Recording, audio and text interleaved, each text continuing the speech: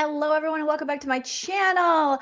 Stand-up comedian Joleen Lunzer and Bravo superfan here to break it all down for you with the Bravo Breakdown with Joleen. Thank you for your patience, you guys, today. I think we all have candy hangovers for sure. And I got two doggos that are like, let's go for another walk. So hopefully I brought some treats in here. Hopefully they will just take a little nap while we do what we do, roast and recap Tom Sandy Butts podcast. Everybody loves Tom.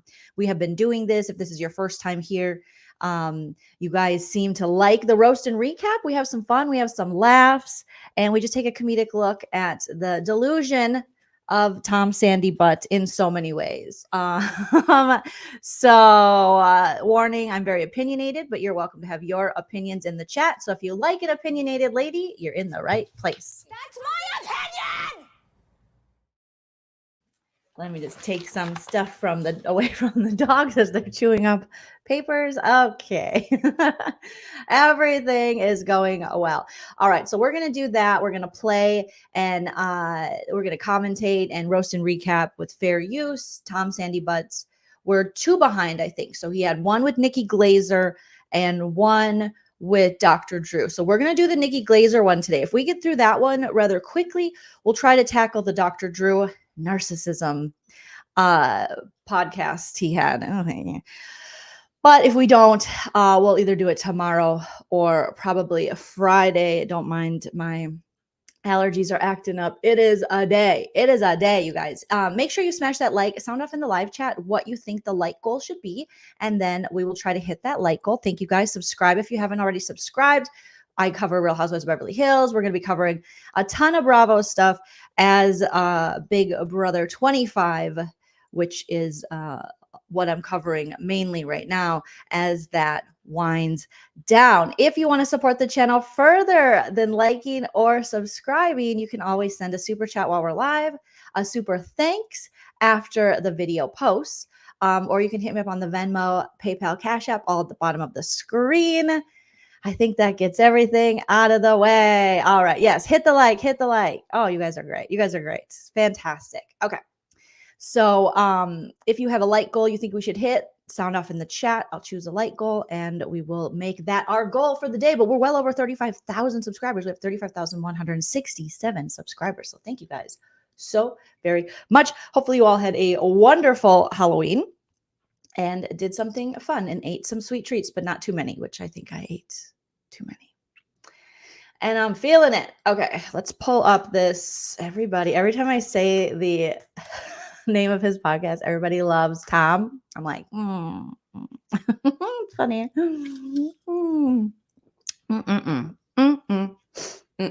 Okay.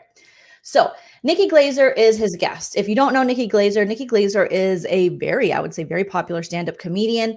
At one time, she had a show on MTV, like back in the day. And what else? She's done multiple roasts. I think she might be either on or hosting Fuckboy Island, which I haven't watched that show. Let me know if you guys have watched it, if it's worth watching. I'm not really sure. I don't know. But she's a very hilarious comedian. Shout out to Nikki Glazer. Go show her all the love. We're not going to hate on her for being on this because, you know what, a comedian's got to work and there is material here. So I get it, Nikki. I wouldn't go to his studio. I would be creeped out. But Nikki Glazer is a far more successful comedian than I. So I know she's got stuff to promote. All right. So we'll see. So shout out to Women in Comedy. And I'm really hoping, I haven't watched this yet, you guys. So I'm going to be reacting as we watch it. I hope she roasted his ass up. I hope she did. I don't know if she did, but I hope she was able to. I hope there wasn't some kind of agreement. I don't know. I'm not sure. Okay. Okay. So she's there to promote F-Boy Island. Okay. That makes sense. I mean, I get how the industry works and all that jazz, and you got to promote it. I'll be honest with you though. I think there are lots of venues you can go to promote. I don't know. Again, this isn't Nikki. This is, Nikki's management, Nikki's team that'll have her doing this. But I would say this isn't a great place to promote. I mean, some people would say there's no such thing as a bad promotion. I mean, the dude is on one of the most popular television shows right now. and he's sitting at 23,000 views. I mean, I know people on YouTube, I myself can get 23,000 views, me, nobody, off of talking about, TV shows or trending pop culture topics. I mean, it's actually not a hard thing. So I think Nikki deserves better, honestly. If I was managing Nikki, which I would never because I'd be horrible at managing, but well, maybe I wouldn't be that bad. No, I'd be horrible. I'm self-aware. I would say, don't do it. Nikki has so many more credits than Tom Sandy Butt, but maybe she's interested in the Bravo stuff. I don't know. I don't want to get too much into it. Let's put a little bit of, we got to make it completely like fair use and cool. So let's put a little bit of acoustic. Let's try maybe acoustic cinematic behind it. Okay, no, that one's always like too weird. Okay, we'll do night driving. Let me know if the music ever gets too loud. We're going to speed it up because we all know Tom Sandy Butt he needs to be sped up. Okay. Let's get going. Here we go. Let me know if you can't hear the podcast as it plays. Let's have some fun, you guys. Let's have some fun. Let's have some laughs. This is silly. This is ridiculous. Tom Sandoval is, first of all, this Cosby sweater is ridiculous. Welcome, everyone, to another episode of Everybody Loves Tom. Okay, sorry. Welcome, everyone.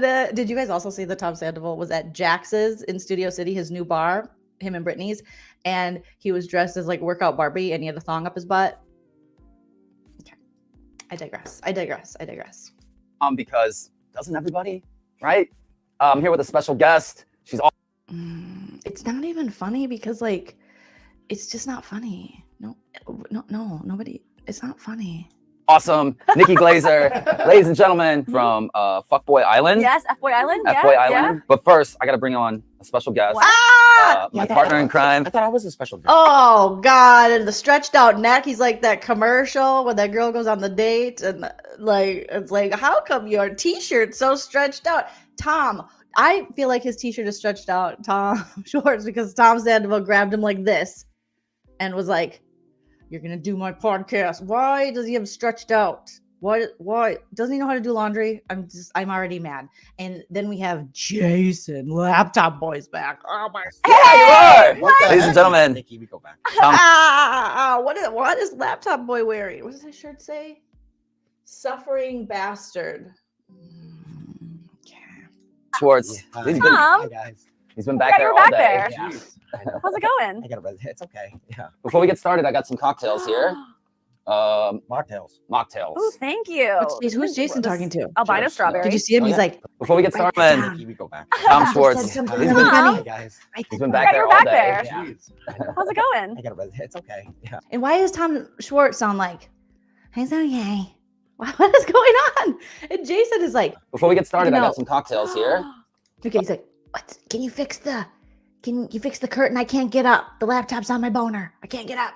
Mocktails. Who are you talking to? Go off in a booth. Go off in a booth or something. What are you doing? What's the laptop there for? Oh, thank you. This albino Cheers. strawberry. Oh yeah, perfect. This is beautiful. Oh yeah, here. Ooh, spicy, Tom. Yeah, this is got muddled jalapeno, fresh lime juice, a 0 proof tequila with we have these muddled Who the fuck blackberry gave him a and, mic? And Tom what Toast. is the point of the mic if he's just gonna go, speak up? We can't hear you, Jason. Why does he? These dudes are so ridiculous. Some Squirt Zero. Grapefruit Zero. Not squirt zero. Not squirt zero. Did he say squirt zero? Squirt needs to cease and desist this dude. Too many squirts. Too many squirts. He's always got a freaking squirt. Who the hell drinks this much squirt? I'll never understand. It's too much squirt. Soda. This is so good. Did you Good, invent right? this? I got Nikki, you're being way too nice. Please. He did not invent it. He got it out of Ariana's book. Ariana has a cocktail book. She had a mocktail section, allegedly. Everything I say is true except for the parts that are false. Everything's alleged. Okay? He definitely, allegedly, stole this recipe from Ariana's book. I guess I just kind of did. Yeah. It's nice. That's Thanks. awesome. Cheers. I guess I just did you invent this? I guess kind of did. What? Cheers. Thanks Sorry. for coming. Cheers. Yeah, thank you for having me. Cheers. Cheers, Yeah. everybody. You're performing tonight at At the Look Improv. at Jason. He's like, I got to touch Tom's glass last. I touch Tom's glass last. APO. I'm here to promote that. Love Mm. it. Is it when's this Coming out airing? tonight. It's gonna be on 10 minutes. Yeah, but I'm here. Jason, knock it off. Shh. Shh. This is my 5th podcast of the day. The best one. Wow. Oh my gosh, she's totally, yeah, she's just on a promotional tour. Totally fine. It's her 5th podcast. She's tired. She's like, I gotta go. Let's hurry this up. She's looking at Jason like, what's this dude doing here? What's this fucking guy doing here? What's his deal? What's going on there? Huh? Wow. Of the day. I know, and that's crazy. I'm promoting F1. Wow, you mean you work? I love how they're like, that's so much. The average working person, that's what they would do. If you were working in the industry and you're promoting something, it's not abnormal. If you're on the road, Tom Sandybutt, I mean, I know if you're a comedian on the road, you do a lot of radio stuff, podcast stuff, you do a lot of promo things. So wow, you talked to 5 different people today? Wow. Tom Schwartz just rolled out of bed in this Jaws t-shirt he stole from, I don't know, he pulled it out of the gutter. I'm not sure. F-Way Island, so I'm like, Oh, yeah, I'm yeah, at it. dialed in. Yeah. So do you think? It's the most controversial podcast of my day. This is the one that my publicists were like, you sure? This is, even her publicist said, are you sure? I love it, Nikki. And I love how Valerie, I love you guys in the chat. You're so smart. Look at her body language. Yes, she's like, get me far away from the student. He's leaning in. Can you imagine? I mean, I just imagine he smells like just, marijuana and a squirt party, Jason over here. Just like Tom and him just chiefing before the show. And then Tom, they ripped a bong hit. I don't know. Am I saying it right? And then Tom squirted diet squirt all over Jason's tits. That's what I imagine happens. That's their pre-show. That's what they do pre-show. Poor Nikki. She's like, you're my publicist. I was like, You Yeah, sure? And I go, yeah, what's the problem? They're like, We've been hearing that a lot yeah? lately. I don't know why, but Nikki, Well, prove this. I know. when I did Masked Singer, they're like, well, it could be like Donald. People might think you're Donald Trump, Kanye West, Oh, okay. Vladimir Putin. no one, if you guys saw his Masked Singer, like his little promo or whatever, and he's like, I'm one of the most hated guys in the world. I'm in a band. I just like to sing. Who would have thought that was Vladimir Putin? Who would have thought that was Donald Trump? No, it was, everyone was like, oh, that's Tom Sandoval. That's Tom Sandoval. They just wanted the name recognition for viewers, and then they wanted you gone. They set you up, bro. You're Yeah. Vladimir? Yeah, You sound just like him. I do. I hate to say that your likability factor is not, it's not the best choice to wear a Cosby sweater for you. Nikki, same Z's, Nikki. Thank you. That's what I pointed out. Gosh, women in comedy are the best. But for real though, the Cosby sweater. Come on, Dada. Oh, wait a minute. This is not a Cosby sweater. You said Right? what we were all thinking. Thank you. got I mean, it's causing out a little bit. Wow. Subliminal. I'm getting sleepy just I looking know at it. subliminal. What'd you put in there? Did he say subliminal? Ooh. Bang. Oh my God, we are. Well, it's looser than I'm wearing it looser than Cosby. No, it's good. would. You know what? Huh? I don't think Cosby's sweaters were ever tight. I saw you last night or this morning. I watched Special Forces because I did Nick Vile's podcast today. Oh, He was my yeah. first podcast, and he goes, "Watch Special Forces. We're going to talk about it." And I go, "Tom's on." I had no idea. You Yeah. are doing great on that show. Thanks. Nikki Glazer has no idea. I love that she does not know Tom. Normally I would be like, you should know where you go or whatever. But as a comedian, I completely get what Nikki has to do. You know what I mean? She's got to promote shit, and it's funny. And I love that she's like, I didn't even know you were on that show. I know Nick Vile or whatever his name is. Yeah, the Bachelor dude or whatever who's on Special Forces with you. Yeah, and then I watched it, and I loved that those Special Forces guys told you you're not a victim, but you still don't get it. You still don't get it. Ah. Thanks. You really broke down. Yes. Okay, Nikki Glazer, she's a roaster. She's done Comedy Central roast a million times. She's chef's kiss in a lot of ways at that. So she is going to roast him so low-key and at times high-key, and he's not going to understand the low-key roast, and her going, you really broke down. They really broke you. You're a really broken man. That's on the toilet.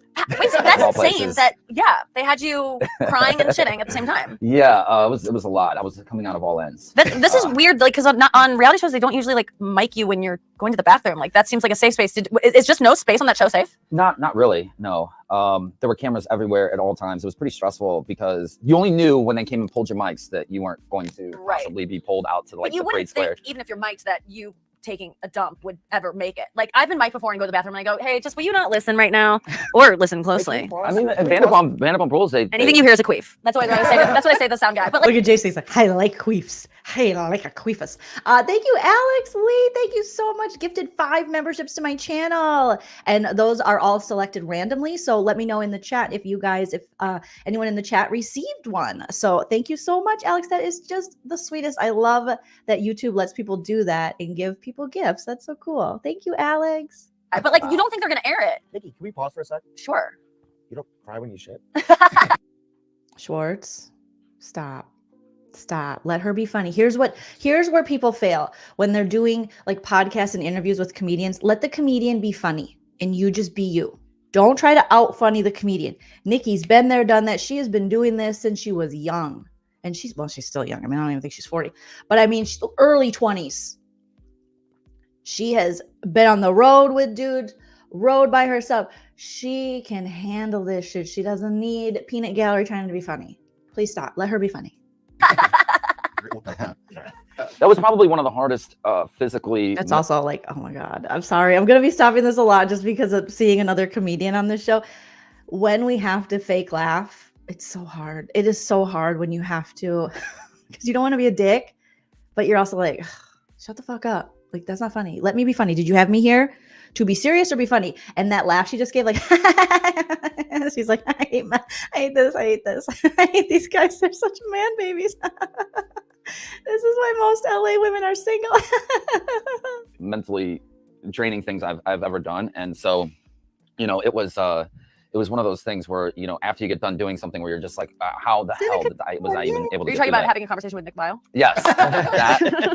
No, but that day on the show, Nick said the same thing, that it was like you guys lugging that 220-pound boat like 3 miles or something. Yeah. And then having to run back. Was that what you're talking about? Is the Yeah. And you're just like, it's not working. Your hands are getting ripped up. It's like you know, when you're gonna, you know, run up. Every time Tom Sandybutt tells a story, it's like, oh God, it's just like every story he tells, it could be like, I went to Trader Joe's. Oh, I was at Trader Joe's and it was like, oh God, they ran out of the pumpkin body scrub and it was just like, oh, my hands were just like so dry because I haven't been able to exfoliate properly. Like everything is so melodramatic with this guy. And can Tom Schwartz put on an adult outfit? This is an adult activity we're doing here. It's a podcast. Let's get it together. Run a 5K, you prepare yourself, you pace Right? yourself, you know, Jada, not yes. knowing when it's going to end was the real killer. And Oh then yeah, they're not like just yelling at run you. 3 miles. They're just like, Yeah, they're like, run to this.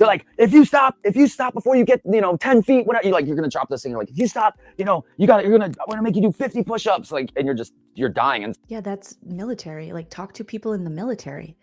They're so disciplined and they have to do this kind of stuff. He acts like this is a novel idea. Sir, please stop. so you get to that spot, you give it everything and you think it's the end. And then it's like, Are they just mean to you the whole time? They're Did they just ever mean to you the whole show, time. was at the end of the show, did they at least go like, hey, good job? Like, was there any Yeah. like, Jason in this microphone, he's like, here, I'll have to make myself a little bigger for that. I don't understand what's going on here. He's like, Nikki funny. Hi, Nikki. Nikki is so funny. Nikki, when do I talk? Because you know, Jason, I peeped his Twitter early on when I started covering this or roasting this, and Jason was a stand-up comedian, allegedly. I don't know. I never saw him nowhere. But just because I didn't see him doesn't mean that he didn't do stuff. But Ava, thank you so much for the first super chat of the live. Appreciate you so much. Let's keep going, guys. like Gordon Ramsay moment where he's Yes. like the guy Yes, turns and okay, they good. were. Yeah. But it's crazy how Nikki, mean they are. Would you do a show like that? Well, I was watching it and thinking like, okay, this is the level of fame I'm at to be asked to do the show. Like, I'm gonna get asked at some point, and would I do it? And I think the answer is you got to say yes to Thank things you, that Jada. scare you. I think like Yes. you doing Masked Singer, like was that was probably easy. You're a Thank singer, your so that was boyfriend. hard for you to do. It And you were was- masked. You must have been like, thank God, I get to like not Yeah. be myself. I didn't have a lot of time with it because I'm busy and, you know, and you That's why would be they had busy you in too and as out well. on that. Yeah. Yeah. Oh shoot! I accidentally skipped to the Everyone, next welcome episode. back. I was trying to pause it. Welcome everyone. Oh my God, we gotta to get back to it. Okay, Try it, and then you get a and I forgot what I was gonna say, but okay, let's see. place in treat Cape myself. Girardeau where they throw the rolls. What's that? Do you know I've what never I'm been to talking Cape Girardeau, but I moved this girl from. Okay, yeah. Yeah. So when you Did you know at the time that you had low self-esteem, or that Oh. no, I was doing it at one point? You got Like, I into was just low doing it self-esteem? being fun, but like, yeah, that's a vulnerable place to. Had to have been getting asks for like, you know, Oprah yeah. must have been. Shouldn't he die? Tom was like, I'm very busy. It's very busy. Very busy. Jada said my boyfriend is in the Air Force, and what Thomas went through is nothing compared to what my boyfriend went through. Thank you, Jada's boyfriend, for your service. And yeah, he's acting like dude, it was like a week, and you're getting paid to do this, like really, really, really good money. Give me a break. He died, and people go, huh? And I go, but honestly, what do you want from him? to go away forever, to lose everything? Did he kill someone? Did he? And I'm not saying, I'm not. Nikki, don't fall down this route, Nikki. Please, dear God, Nikki. We don't need to compare this to murder. Please, Nikki. I don't think Nikki watches Vanderpump. Excusing what you did, but I'm very fascinated in cancel culture. That's why I was interested to meet you, because I like reading books and like reading things about people whose lives have been completely turned upside down in one day. Agreed. I find that interesting, this whole idea of cancel culture. Again, I don't necessarily think there is a cancel culture that exists. I think there's a consequence culture, because when I think of someone getting canceled, I think of them losing everything, losing their livelihood. And if you look at any of the celebrities who have been quote unquote canceled, they're all still able to make a living within that realm, especially if you look at like comedians and stuff. And I always use Roseanne Barr as an example. Louis C.K. I mean, they've been trying to cancel Dave Chappelle forever, allegedly, but I can't think of one person who was truly, truly canceled to where they just disappeared and they weren't able to make a living and never again. Is there like times when people are called out for what they're saying or doing? Is sometimes, it can be a little ridiculous, just someone having an opinion. But I think when it's like, like a hateful opinion or something like that, they say, oh, you gotta be woke, cancel culture. I don't necessarily agree with that. You guys can agree with, or whatever you want in the chat. But for me, it's more of a consequence culture. And I think cancel culture is just people use that as like a get out of jail free. They're just like, oh, gonna be canceled. So all these wokies. And it's like, no, just like, don't do super shitty things. And with Tom, there was no cancel culture. Tom, you are now on more television shows than you've ever been in your life. You're making more money than you ever have in your life. Okay. So you weren't canceled. You barely had any consequences. Look at you now. I mean, this is no. It's fascinating. It's crazy. You're a case study. There's already been like, I think 2 documentaries done specifically about this scandal. And have you participated in those? No. Why Howie Mandel? No one asked me. No one wants me a part of it. Of course you haven't. You're the reason for the season. Jeez Louise. Well, that's an extreme. Hitler canceled himself. I mean, him and Ava Brown. Wasn't that the case? Remind me Hitler's demise. But yeah, in all fairness, no joke, all jokes. Yeah, if we're gonna go on the Hitler level, yeah, I think that we could probably cancel Hitler. Yeah. Mm-hmm. Howie Mandel. Yeah, like Diane Sawyer, you turned her, like you had to have been getting asks for like, Oprah must have wanted to talk to you. The money you must. The reason why I guess you couldn't monetize it because people would have hated that. No, they would have hated that. Even though you could have. The reason why I didn't do any of those is because they all. Okay, let's talk about. She's asked about Howie Mandel, and I think I talked over it. Howie Mandel. Yeah, like Diane Sawyer, you turned her, like you had to have been getting asks for like, Oprah must have wanted to talk to you. The money you must. The reason why I guess you couldn't monetize it because people would have hated that. No, they would have hated that. Even though you could have. The reason why I didn't do any of those is because they all would have been putting on a front and been like, so, Tom, but like really in their mind, they're like, I'm fucking going for blood with this one. You know what I mean? And they would have done it. They would have been good at their job. Yeah, they would have. Yeah, Nikki is totally doing the interviewing. Kels, you're 100% right. Because Tom sucks at this. He needs someone to either teach him. He needs to quit. I mean, I think he should quit podcasting, but okay, I digress. I don't get to run what he does. I should, because I do know better. Or he needs to have a co-host that actually knows how to do interviews if he's going to interview someone. And Nikki knows how to do it. She's done tons of television stuff and tons of interviewing on her own. She is a paid public speaker performer, so she knows how to do the damn thing. Tom, I don't know what he's doing, sir. And how he's not? No. The reason why is I didn't want somebody's motivation to interview me to be the like, I can't wait for the I gotcha moment. And also, I didn't want that. So he wanted softball. He wanted Howie Mandel to be like, hey, what's the big deal? You had sex with another chick. And remember, Howie Mandel, he went there because Jason's wife allegedly works for Howie Mandel. So Jason, old laptop boner, wife works for Howie Mandel.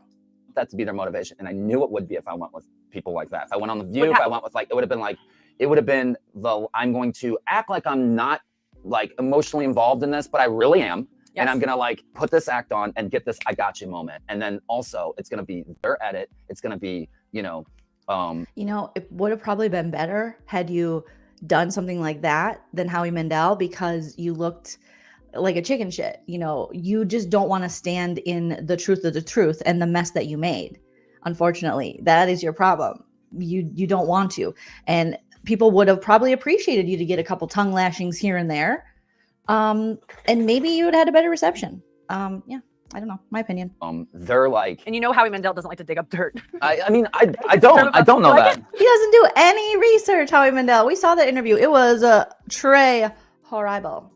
No. I'm making fun, but like, yeah, that's a vulnerable place to be in. Who are you going to hand this to? Who are you going to let bring out vulnerabilities, things you hadn't talked about before? What is with Jason? Nikki's really getting deep with it. Like, she's really thinking about it. And Jason's like, hi, Nikki. I talk now. You want to go with someone that you're familiar with and you know hasn't He wasn't familiar with Howie Mandel. It was Jason's wife, allegedly. seen the show. I wanted to do a podcast that can be long form. But also, I think Oh, please, God. This is too long. We're only 11 minutes in, sir. This is long. he wasn't. It didn't Is matter. Jason's mic on? I think they kind of turned his volume down. And now he's like, well, I got to be good to Howie because he pays the bills around here. My wife works for him and I'm just doing this. I'm actually paying Tom to do this. See this laptop here? I had to buy it. It's a 2013. That he watched the show or not. Yeah, I agree. Because his fascination with it was less like details about season 4, episode 6. His fascination was like, I've seen and heard about the story on CNN, the New York Times, all of these huge media outlets. Why is this such a big deal in the world going on right now? That's why you probably should have had someone who actually watched the show so that they would understand that. And Tom couldn't explain that to him. That's what his fascination was. It's people are so infidelity in every way, and just it's just so relatable, even though no one wants to ever admit that it happens in their own life or that they may. Thank you. Yeah. A lot of people, if you look at when this whole thing went down with Scandoval, a lot of people were triggered. They were triggered by the type of a guy Tom was, the type of cheating. It was cheating on a horrendous level. There's cheating. Okay. There's cheating. It exists. It's too bad it exists, but it exists, But with Tom, it was such a calculated, gross cheating scandal that involved her friend, that involved deaths in the family, that they were screwing in their bed while she was mourning her grandmother, who she was so close to. Then their family dog passed away, and he screwed her that night. So it's just like, oh my God, it was like disgusting on another level. And the lies, the unnecessary lies. They may have been the product of it, or that their parents may have gotten together through it, or that their dad might have stepped out. Like, it is everywhere. And so people feel it's just charged. And you were the scapegoat of it, for, man. I don't think it was a scapegoat. I think he could have showed a little more empathy toward his situation and just how poorly he behaved. I think he could have shown a little more, he could have been a little more apologetic. And by a little, I mean a lot more. I think there's so much more that this guy could have done, but he just continued to look like an asshole.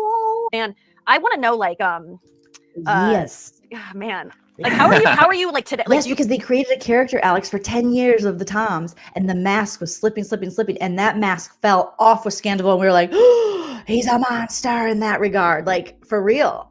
And his behavior was so monstrous, and then we saw it go down in real life. It was a perfect storm that he created. This wasn't done to him. He wasn't the scapegoat. He wasn't the poster child. It was just how horrendous his behavior was. And America had a very visceral reaction to it. It's not that complicated.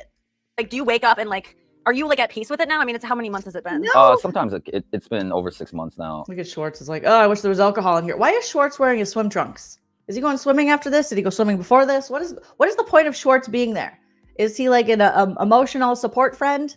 Emotional support pets? What is he doing? I think 6 or 7. Early March is when it all went down. Jason's like, I remember the exact date. Tom called me and he said, we're going on the road, bro. I'm so canceled. We're going to do a tour and I can't sing, but people are still going to show up, allegedly. Yeah. Don't act like you don't remember the day. 7 months. No, it was like March 1st or 2nd. Do you remember what we were talking about earlier? Why are you stretching out a shirt that's already stretched out? Is he promoting Jaws? Is he getting paid in Jaws stock? Why is Tom Schwartz? What is he doing? He looks like he's boobing out his shirt. You know what Jaws did for the ocean? It's changed people's psyches. Right. So what did this do for what? Scandoval. What's the analogy, Tom? I think that a lot of people. Oh my God. Here we go. Lay off the mushrooms, brah. People will not go swimming with Tom. They saw what happened and they're like, they will get in a hot tub. Yes, that's funny, Nikki. Nikki says, then they won't get in a hot tub with them. Yep. Mm-hmm. They won't go in the ocean again because of Jaws, and they won't get in a hot tub again because of Sandoval and yeast infections. Oh God. I've seen clips. Okay, that's fine. Girls make me sign the NDA. I think What is this going to be like for you? Sorry to interrupt that brilliant analogy that you almost found. We were 10 minutes. More of that, Nikki. More of that, Nikki. Sorry to interrupt that a brilliant analogy that you almost found. Look at Jason. Jason, oh my gosh. Calm down, Jason. Wow. Jason is having a seizure. What is going on? Away from you getting to it. You want to just go think on it? I get what you're saying. What Jaws did for the ocean and sharks, I think Scandoval did for people who are on the precipice of an affair. Or involved in one, right? Be quiet, cheater. Quiet, cheater. Schwartz. We know about you too. We know what you did to Katie. We know what you did last summer. Now. Yes. I called my mom and I was like, what do you want to know, Mom? Because she's a fan of the show and she's a fan of the scandal. I mean, I guess that's something right now, people who are fans of a scandal, Sandovals. And so that is like, but that's the thing. I think that there's a lot of shame being brought to people who are like interested in these little scandals or watch them. That's what we're constantly conditioned in society to watch this stuff and all these scandals that break out, whether it's with a celebrity or a politician. I mean, the Monica Lewinsky of it all. It just it's not something that just a couple of us are into. That so many of us are drawn to this kind of stuff, and they market it to us and they make whole shows about it. It's the same thing with murder. Murder makes money. I know that sounds horrible, but really they found that these, Datelines, 2020s, murder podcasts, documentaries about murder, people are watching it because I think what it does that's similar to the cheating stuff is it gets at like our deepest fears, or it triggers us in a way of things that we've experienced or seen, or something that could just be our worst case scenario. I mean, I know my worst case scenario would be to find out that my husband was having sex with one of my best friends for 7 months to 7 years, because we'll never know the truth with Scandoval. And even while one of our dogs passed away, even while my grandma passed away in our home and lying to me. Oh my God! I mean, what a freaking nightmare! Just break up with me. She just was like, how did he think he wasn't going to get caught? And I go, Mom, I shoplifted for a really long time and I knew it was wrong. Abercrombie? Urban Outfitters. 2006. I was 18. I knew it was wrong. I couldn't stop that it felt good. Yeah, but let's be honest. Urban Outfitters allegedly steals from artists and steals their work and plops their tags on it. Allegedly. Everything's for entertainment purposes only. But that's a big reason that my husband doesn't like to shop at Urban Outfitters. Like, they steal from artists. So let's not pretend that that's like that bad, Nikki. It's not that bad. Felt good every time I did it. I didn't even know I was doing it at one point. Like, I was just doing it for the charge because my life was just things weren't going well in my life. But every time I got out of that place and I stole like menswear, I didn't even have a man in my life. Like, I would not even wear the things I stole. I just wanted to steal to feel like I'm doing something bad. It's naughty. I'm getting away with it. And I couldn't stop. And I knew that I was never going to stop until I got caught. What was like, the first thing that it was going to have to, it was going to, I forget. It was just like, it was high school. All my friends stole. And I used to be like, I like this necklace, Kirsten. And then, because I was too pushy to steal. And then she would steal it for me and just like palm it to me when we got out. But then my friends went away to different schools and I was like, I gotta try it. And then you get addicted. But my brother had a friend named Bobby, and I won't say his last name because I don't want to dox him, but he would steal things. And I was in high school at the time and my brother was younger, and Bobby, they were probably in middle school, 8th grade, 9th grade. And I was probably 11th grade, 12th grade. And he would go into stores and he would steal like Doc Martens, Columbia jackets, like things that were very expensive. And so I had a new Columbia jacket and a new pair of Doc Martens that my mom didn't buy, and I did not have a job. So Eileen, Nana was like, where'd you get them clothes? Where'd you get this up? And finally I was just like, they're friends. And I couldn't lie to Nana. I was always really bad at that. And I just broke down and cried. And I was like, Mommy, it's been going into, what was the store? I think it was Dillard's. I was going into Dillard's and stole it, but it was so cute and I couldn't say no. And it's not right, but it's okay. I'm going to make it anyway at Whitney Houston. So that's a very relatable story. Cause I remember I was pussy too. I wasn't going to steal anything. I mean, nowadays, if something is on the bottom of the cart and I walk out of the store, that's just like, good luck, but I wasn't going to blatantly just steal. I was too afraid. But did I accept stolen goods as a teenager? Well, maybe allegedly, did I say I do? I'm a size 9. Yeah, the low brown with the stitching. Okay, thank you. If they show up, they show up. There's always that one friend, unfortunately, that will do that kind of stuff. But I just knew I was going to get caught someday. Did you know? Yeah, I was way too emotionally wrapped up into it to like be thinking logically. Like, yeah, you were on a drug. Yeah, I'm not excusing it. Yeah. You're not excusing it by saying that. The but like, drug reference again. You were an addict. Yeah. Yeah. I mean, we were, it's all I thought about. Yeah. Literally all I thought about. And it's like one of those things where. Oh, Jesus Christ. Yeah. And he was like a tiny kid. Like, he was really short and stuff. I don't even know how he did it. but he was masterful at his thievery. And Nana was not happy. But I did have fresh Doc Martens and a fresh Columbia jacket. So sorry. Yeah, it was out of control, you know. I think And it's something I never thought I would ever get like wrapped up in. Sir, what do you mean? Miami girl. The times against Kristen, how you guys cheated on each other. What are you talking about? You'd never get wrapped up in. What is happening here? This it's just constantly rewriting history. It's like a drug. Like we kind of constantly mention the drug of it all. Oh my God. She's his heroine. Like I was like, yeah, right, you know. And here I am, like, so in great, this, Seneca. just so wrapped up in it and unable to like pull myself away from it. Also had a lot to do with being insecure with myself too. Like, you know, I thought that, you know, I'm like who like how could I ever get a girl like this young girl, like Yuck. That's a midlife crisis.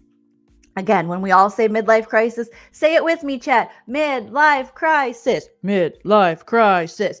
How could you ever get a girl like Ariana? He covets youth. He covets this, like, he's just yucky. And to say that when you had someone like Ariana, who is just a freaking 10 plus, sir, gross. Just, for his ego. So Rachel was just a tool. It was a tool to stroke his ego and other things. beautiful girl. I had such low self-esteem, and I would be like, you know, I was thinking like if I let her get away, like, you know, I not have that chance again. exactly. What? You're not gonna have that chance again? You were fucking all kinds of people when you were with Ariana, allegedly. Stop, Tom. Tom always the victim spin. The victim spin on this man is next level. Extremely validating. Yeah. Have you like worked on that low self-esteem, or is that still like a part of you? Yeah, no, I have for sure. Did you know at the time that you had low self-esteem, or that were you aware of all these motivations, or was this just like? No, it was more in retrospect. Yeah. Like I was too wrapped up in the moment to like think about that. It was more just like. You were in a different dimension. Yeah, I mean, and I was too wrapped up in vagina. Yeah, dude, like Gigi's saying, dude, you're 96, Tom. Tom, you're hella old. You gotta know better, brah. You gotta know better. so absent from like my friends. Like, absent, yeah. Oh, so you ditched everybody for Rachel Raquel. I was invisible. Look at even Schwartz's body language. He's like, I was invisible. He is hugging the liquor cart, hugging it. And Tom, Sandy Butt, man spreading, obviously. Well, I don't get into that. Right. yeah. I'm feeling everybody was invisible to you. Well, why don't you get into it? Talk about it. Tell him to his face right now. Be like, you were invisible. You dropped the ball on our business. You dropped the ball on our friendship. Say it. Say it, stretched neck. Say it. Yeah. During that moment. Right. Yeah. It's like, so yeah, it sounds like you were a drug addict. A little bit. It sounds like the way that it is when your friends get addicted to drugs. Like and that's not excusing it, but like, you know, I think that sex and women and this kind of thing can be, obviously there are support groups for people who are addicted to this kind of It was the love. As it was a 70-year-old Ryan said, he should have known, but it was the love. Did this man just say it was the love? Get out of here. I think that sex and women and this kind of thing can be, obviously there are support groups for people who are addicted to this kind of It was the love. It was like they're love addicts. It's like heroin until you're doing it. Did you figure out the Jaws thing yet? Here's what I find interesting, okay? And I'm just gonna say it. Obviously, everything's alleged. I have no factual information on this. Period, point blank, none. Okay. As the housewives say, the streets are talking. The streets have been talking for a long time about Tom Schwartz and possible drug use. This is all alleged. I don't know if it's true. We're just saying what if. And the Mexico trip, remember when he disappeared for hours on end? And it was James and Kristen that were on the beach, and then Tom Schwartz like disappeared. There were rumors, and I knew about these rumors since me and my husband did Married to Bravo podcast way back in the day. And I was like, I don't really want to talk about that. There were rumors that Tom Schwartz was down with the old H. That was a rumor in the Bravoverse for a long, long time. The streets were talking, and they were talking about something in Mexico maybe having to do with that. So the fact that Tom Schwartz keeps bringing up heroin, it just strikes that rumor back in my brain where, you know, you never want to start, you know, or pass on that information, but we're just speculating here. So yeah, the heroin, that's stuff that we heard. And I remember my husband and I, when we were just doing our Married to Bravo in podcast format, that was, who's at my front door? There's a person at my front door. Let's see who it is, guys. There were, Don't steal my skeleton. Oh, I think it's Amazon. Sorry, guys. But yeah, there were these rumors, and I was like, no. And now I'm like, just side-eyeing. Again, all speculation, no proof of this. No one has ever 100% confirmed. But I remember seeing stuff online. I remember there was talk, and it was around that Mexico trip too, and him disappearing. And, you know, there's been a lot of talk for many seasons about Schwartz alcoholism, possibly.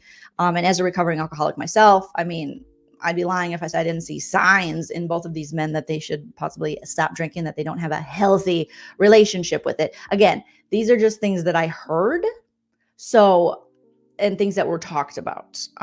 Now, I don't know. I don't know if there's any bearing or truth to that. We're just, you know, having a conversation here, but there's some interesting behavior. And we do know, you know, that these kids in the Vanderpump streets, they like a little bit of the booger sugar. They like some of the shroomers, the ecstasy, the Molly that you put on your body. No, you don't put on your body. You do ecstasy, but then you put Vicks Vapor Rub all over your body and stand in front of a fan at a rave. I don't know. That's what my friends used to do. So, well, just allegedly. So wait, don't jump to the next one. I'm working my bits in real time with Nikki. Wait, more importantly, you're My from St. tour. Louis. Where did you go to high school? So what could be too, the more I think about it, maybe there was possibly, again, I don't know, an issue. And maybe that's why Schwartz uses this analogy so much, is because he knows that feeling. I don't know.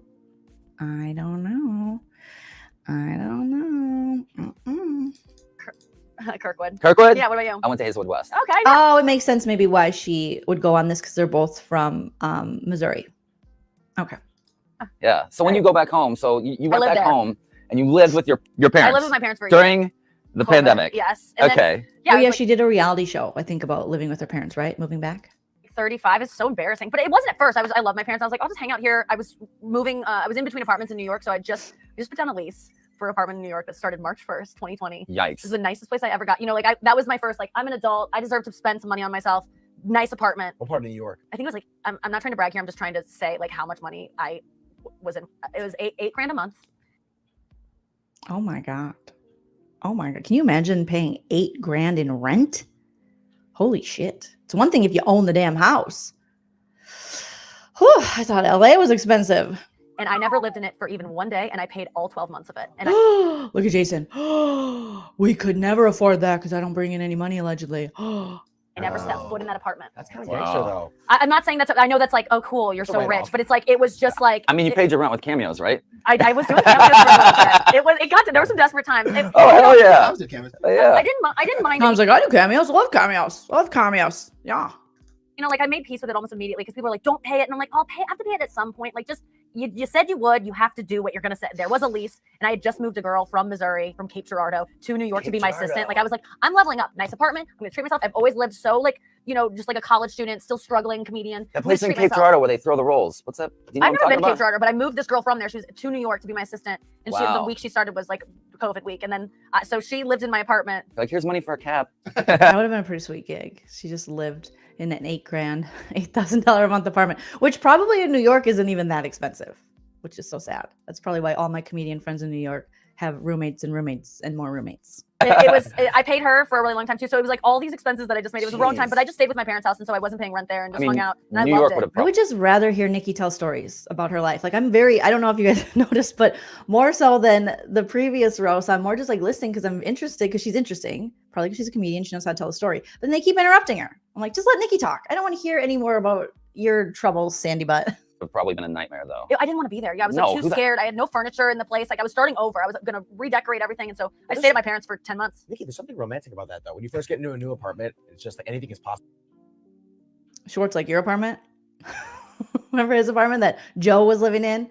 And you just had like all these boxes and it just was like a Tom. Sandy Butt's like, Yes. And you get like the first meal you order is like a Chinese takeout. But then Black Lives Matter starts and there's riots outside of the I didn't street. see And you that go, coming. this is not as romantic. That was a non sequitur. No, but you're right. It was going to be like my year of being single in New York and I like see. just finally why is Jason here? He is just getting in my way.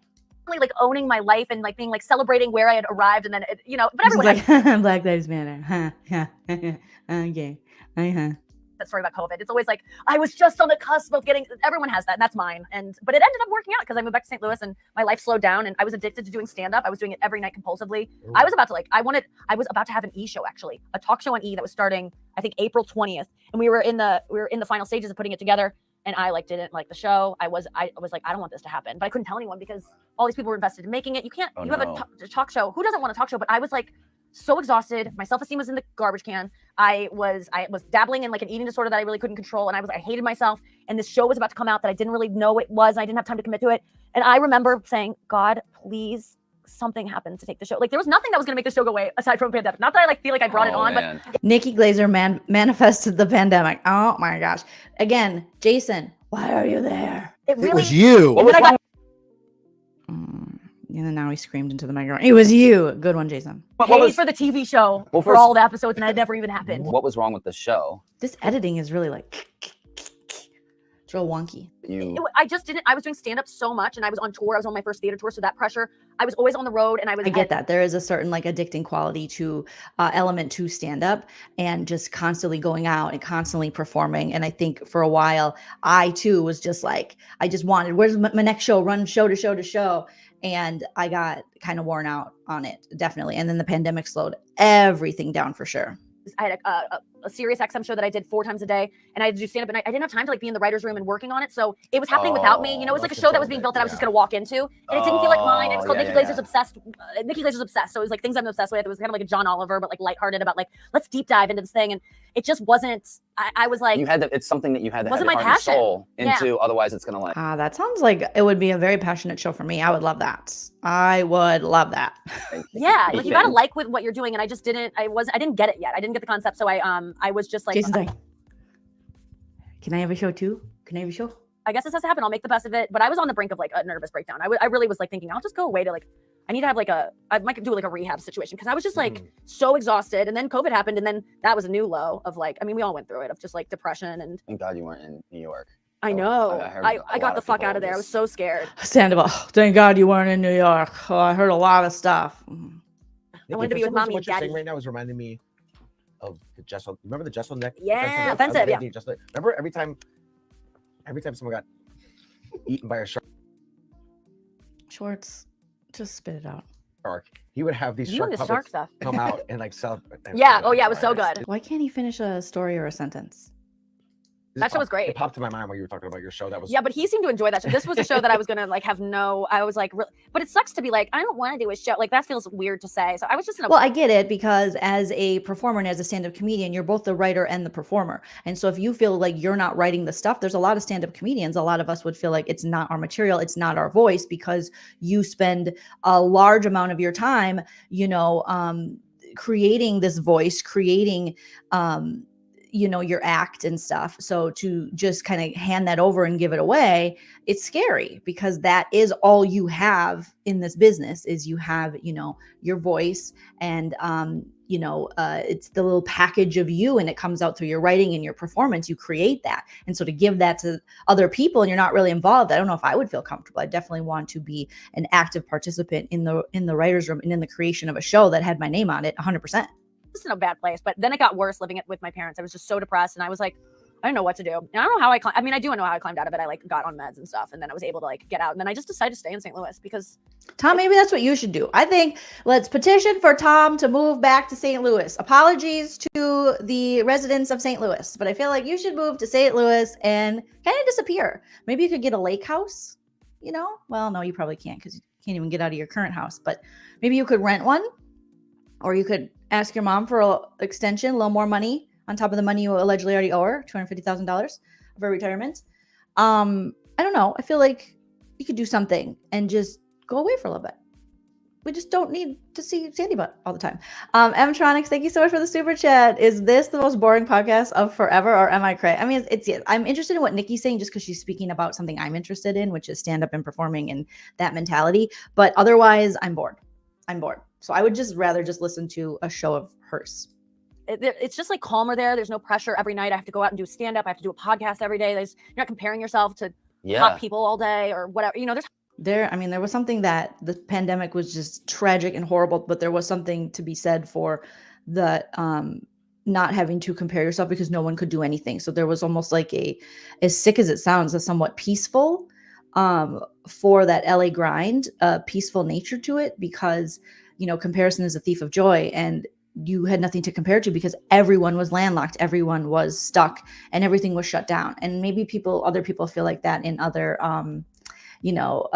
fields that they work in. It's just that, that constant grind, more, which prevents a lot of us from living in the moment and truly being present. And when you're not present, that's when anxiety and depression and all that stuff creeps in. And it's very hard to be present in society because we're so busy. We're inundated with, you got to succeed. Then people got families and they got marriages and they have houses. You got to pay your mortgage and you have to do all this stuff, and you got to get the promotion. You got to get the better job, or maybe you got to, there's just so much stuff. And so when everything shut down, it was like scary because it's a pandemic, a global pandemic, and people are dying. But there was also a part of it where it's like, I can just sit here and with my mind maybe be present. So you saw people doing like crafty stuff and artsy stuff and reconnecting with people, and kind of for a moment valuing, their relationships and friendships, because they didn't have all these distractions and the world wasn't really happening as fast as it normally was. So I kind of get what she's saying. And I know, I'm sorry, this isn't like the typical roast and recap, but she's got some insightful words. And so I'm just like, oh, this is interesting. There's hot people. And then Jason ruins it by sitting there with his laptop on his bone or have the screen up hiding his tots. But they're hard to find. Well, you were saying earlier you had like a 11/11 make a wish. Do you think maybe like being in St. Louis kind of helps? Well, that's when I was like just not eating all day. I was doing like intermittent fasting, which is like people who have dabbled in anorexia. They're like, I can say I'm intermittent fasting and no one will notice that I have a crippling eating disorder. So I loved when intermittent fasting came out because it was finally like what I've been wanting to do, but no one's gonna be like, you have an eating disorder. I'm like, no, I have a diet that is approved by Joe Rogan. And so I was like so into it. I have a diet that's approved by Joe Rogan, which is also synonymous with an eating disorder, allegedly. If Joe Rogan or Teddy Mellencamp tells you what to do with your health, it might be an eating disorder. Might. Gigi, thank you for the super chat. Gigi says Jason is old school Dan Rather. Jason, can we get him a damn mic stand? They probably can't afford it, but he's just like, hello, it's me, Jason. I'm here. How come no one's talking to Jason, the funniest guy in the room?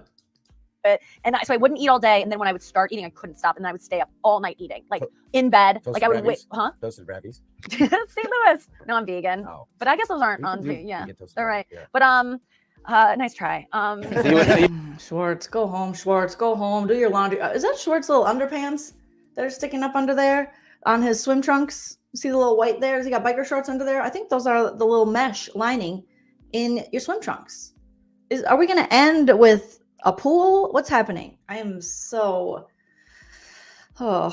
So you wouldn't eat, and then you would eat. And then I would. Tom is like, so you wouldn't eat? Okay, let me write this down. Okay, I think I'm gonna try that. I couldn't stop. Like it would just, when you break your fast, and then I would just like eat all night. So I didn't gain weight from it because then the next day I would just go, okay, I have to starve all day again. And it was just like I never saw an end to it. But when I got back to St. Louis, I'm living with my parents, and I'm thinking like, why don't I have a boyfriend to go live with? Like, why don't I have a part? Like, what's going on? Like, oh, woe is me. And then I realized I like wake up in the morning and I like would collect like protein bar wrappers. Like, how many did I eat in the middle of the night? 9? I ate 9 meal bars in the middle of the night. Like, maybe this is why you don't have a guy in your bed and you're living with your parents. And so I sought help, and I like started going to like meetings for people with the eating disorders, and I like got it under control. It just, you got to wait till these things, like you're saying, like an addiction to whatever. So everyone else has like a little lavalier mic, but why does he have one why can't they put one on Jason's? That just shows you're not part of the crew, Jason. They can't even get you a little lavalier mic.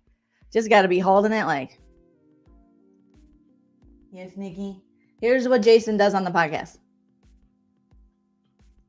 Oh, I just don't get it. I don't understand this man. Whatever, like a thing that you're obsessed with, you got to wait till it reaches a point where it's unmanageable, which yours kind of, you hit a bottom because of what, it wasn't really the bottom that you hit. The FBJ but it was a bottom you hit. He's the Bowie Giant. He's like, hey, it's in teams. I'm part of the team. It's a team sport. No, it's not a team sport because everyone else has got the fancy equipment. They even gave Tom Schwartz a love. He's only here one time. You're on all the time. And how are you going to type when your one hand is taken by the mic? There's so many logistical questions about this setup. You hit. You were getting sloppy, and it was getting too much. And I was so- obsessed. I mean, I like wouldn't sleep. It was crazy. Well, I think it's very What was he obsessed with? Was it Rachel Raquel? What was he talking about? like a thing that you're obsessed with. You got to wait till it reaches a point where it's unmanageable, which yours kind of, you hit a bottom because of what, it wasn't really the bottom that you hit, it hit you. But I mean, it was a bottom you hit. You were getting sloppy. 9 protein bars, you'd be farting up the bed like Felicia. You'd be like, Miss Felicia. I mean, that is serious. He doesn't need a microphone, Miss T. I don't know why he's got one. Make him feel better. You know, it's kind of like my husband used to tell me that when he would play video games with his little brother, who's 13 years younger than him, he would just hand him a controller that wasn't even plugged in and be like, you're doing great, buddy. And he wasn't really playing. And I feel like that's what they're doing to Jason. They're just like, here you go, buddy. Here's a mic. You're part of the team. And he's like, I'm part of the team. And he's not really part of the team. Oh, God. This is so long. And it was getting too much. And I was obsessed. I mean, I like wouldn't sleep. It was crazy. Well, I think it's very similar to an addiction because people get mad at people with addictions. Like, we can say all day, like, well, you just had an addiction, you poor thing. But people are still like, well, fuck that. I don't give a fuck that he had an addiction. Fuck him. Like, he could have done better. People say that about alcoholics. Why did my dad drink? Well, just stop drinking, Dad. You don't get it. Like, you've never been an addict. So I have empathy for you in that way, of course, because I've been there. Like, I wish I could just stop eating. Or I've been anorexic before. I wish I could start eating. Like, I don't know why I couldn't. That's why she's really being vulnerable and opening up about her eating disorder, which I find that's amazing. And just to be that vulnerable and raw and put that out there, and you can tell it's something that, you know, has really inhibited things in her life, as does any addiction or disorder like that. And they're just like, oh, let's make a joke. And then Jason's just sitting there, mouth breathing next to like, well, how do you spell anorexia? I mean, she's really, and she continues to keep opening up. And, you know, a very powerful topic to, I think, talk about. And these guys are just like, okay. I don't like mental illness in the sense that you never get any fucking sympathy for it because everyone thinks it's up to you. Like, I was anorexic when I was 18, almost died. And it was like the worst thing that ever happened to my family. I was hospitalized and all this stuff. And it was, you just wouldn't eat? Well, Tom, you're 62 years old. You know the difference between anorexia and bulimia. What? You just don't eat? Huh? I can't imagine. I got my protein days and those are hard to get myself in ketosis to make my abs show, but you just don't eat? Bro. This is horrible. I always hated She just said, I almost died. And he's like, you just don't eat? Body, but that's not what it stemmed from. It's just like, I found something to control. Like, it was like, gave me a purpose. It was something I was good at finally. Like, I was good at like not eating. And then I was getting attention for how skinny I got. And then all of a sudden attention goes to like, we're worried about you. And then I couldn't stop. Like, it just, I mean, nomadic, no lies are told. Yeah. Historically, so many comics have food and alcohol addiction. Why do you think that's so? I mean, there are far more educated people than I can speak on that. But I think anyone who seeks out such kind of unnatural attention in the spotlight and stuff, I always say, you know, if I was a completely like healthy person, I probably wouldn't be seeking out, you know, attention from people late at night who are drinking and sometimes drunk. You know, you wouldn't be seeking their approval on a stage. But I just think people who are prone to that, are drawn to the arts and creatives in a lot of way. And also I think, you know, to do something like stand-up comedy, I mean, it is, or to anything kind of like that, you know, you're going to these places and, you know, there's like a darkness to it. So a lot of people have like dark pasts as well as far as like, you know, addiction goes. So I think it's also a little bit of it can be chasing a high. So if you're already prone to addiction, you might be drawn to something like stand-up where you can feel, you know, a high from being on stage and that, you know, from the audience, that attention and the feeling you get, because, you know, you're chasing things that are going to give you that rush or a high, and that might be dangerous, you know, because the two things people are most afraid of are death and public speaking.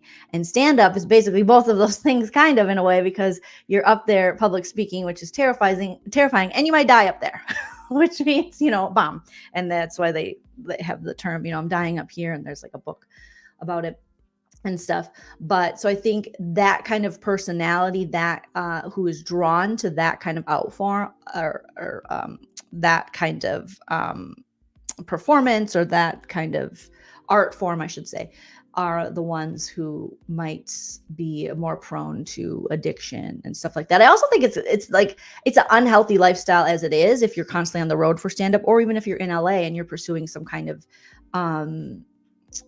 career within Hollywood or performing in that way. It's very unhealthy, and you know, you're just like up at all hours of the night, and you know, I mean, that's for stand up and things, and you're performing late at night and you're traveling and you're just always surrounded by like alcohol, drugs, things like that. And then you're also putting yourself on a stage to be judged. So if you already have, you know, issues with self-esteem and body image, that's only going to exacerbate that. So it's interesting. It's interesting, but that so many comedians are. I wish I had a more succinct answer and a better, clear answer, but I think it's a combination of a lot of things. And they, you know, comedy, they always say, is tragedy plus time equals comedy. And so I think in order to do comedy, a lot of times, you know, it comes from a place of tragedy and things that have happened in your past, to kind of not only speak on that, but to be able to speak on anything and to get up there and do the damn thing. So I don't know. That was a long-winded answer. I probably could have cut it short, but those are my thoughts. I can't even describe why I couldn't stop, but that is why I don't like. I felt so horrible about being anorexic for so long because people think you're choosing to do it. I mean, I even see anorexic girls now. I'm like, eat a sandwich, bitch. Like, I forget to have empathy for them because it's so wild that we should have an empathy class because Erica Jane wants to learn about empathy too. Cure is a hamburger and you won't just do it. But I can only say that I've been there and I don't know why. It would be like someone saying to eat poison. Like, that's how it felt. I just couldn't. Nikki, it's like the stigma with alcoholism, because like just stop drinking. Be better. It's not like that. I wish it was that easy. You're hurting people. It's a disease. You're hurting your family. And I was like, I can't stop. I don't know what to do. And it seems like your fault. 65 pounds when she passed away. She literally had pretty much, she was obsessed with pooping. Laxatives. Yeah. That's why you cried. What? Okay, I'm gonna rewind that. What are we talking about? Pooping? Okay. Was that easy? My grandma. You're hurting people. What did Jason got back there? He's got like an old school dad water bottle from the 90s, like you're going to your kid's soccer practice. We got to slow this one down. What is he drinking? He's got a crazy straw in there. Poison. Like, that's how it felt. I just couldn't. Nikki, it's like the stigma with alcoholism. It's like a stigma with alcoholism. Schwartz, I don't know if you should be speaking on that. Like just stop drinking. Be better. But it's not like that. I wish it was that easy. What is... It's like one of those old school water bottles. Not even a Stanley they can't get you, sir. Look at that old school water. That's like stuff we drank out in the 90s when we were like, ooh, look at this fancy water bottle. Oh my God, Jason. What, he's staying hydrated. Way to stay hydrated, buddy. You're hurting people. It's a disease. You're hurting your family. And I was like, I can't stop. I don't know what to do. And it seems like your fault. 65 pounds when she passed away. She literally had So now we're exploiting his grandma? What? Pretty much. She was obsessed with pooping. Did you just tell us that your grandma is obsessed with pooping, or was, sir? What? Laxatives. Yeah. That's why you cried when you shat last night. Yeah. It reminds you of... What the frick's Lexidus? Now I gotta look that up. I know Lexapro because Erica Jane stopped taking it so she could drink. Lexidus. Lexus? Lexidus? What's Lexidus? Okay, I'm gonna put Lexidus pooping? Lexus pooping. Okay, no, I don't know. Okay. Again, my Google search is like, what? Did you have Nana? Wow. Oh, laxatives. No, but laxative abuse is like a horrible... Oh, I thought she said Lexidus. It's a yes, laxative abuse. Yes. I've definitely known people that in their eating disorder, they use laxatives. She would take this stuff called Clean Start, and you're supposed to take it at the most once every quarter to like clean you out. You know, she's like every quarter. She would take it after like every meal, and she passed away from what I remember, a potassium deficiency. Yeah, that's she wouldn't bulimia, and she became obsessive compulsive. Like, she loved Dasani water. She was the only one, I guess. The worst water. Just not a sponsor. Right? Oh, they're not gonna get a sponsorship with Dasani. Oh no! I used to hear they put salt in Dasani to keep you thirsty. But it's the lowest calorie. Look at Tom Schwartz. He can't even have an opinion about anything. It's like, I'm sorry. No, Dasani water does suck. It sucks. Sorry, Coca-Cola. It sucks. It is That's the why she lowest liked it. calorie water. But Aquafina is close behind. She would literally, like, you would pour her water and she'd be like, just 2 more drops, and like you. Oh, so you have it in your family. I mean, like that's the sickness, and it sucks because no one.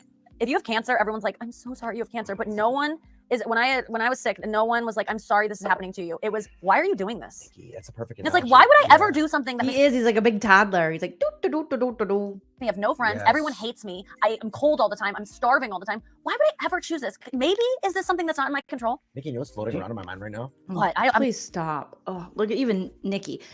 Poor Nikki. She's like really getting into and sharing this so personal information and about a disease that she's been suffering from. And here comes Schwartz with his, hey, you know what I've been thinking? I've been thinking about, okay, do you ever think like, okay, you know how one time the Jetsons met the Flintstones?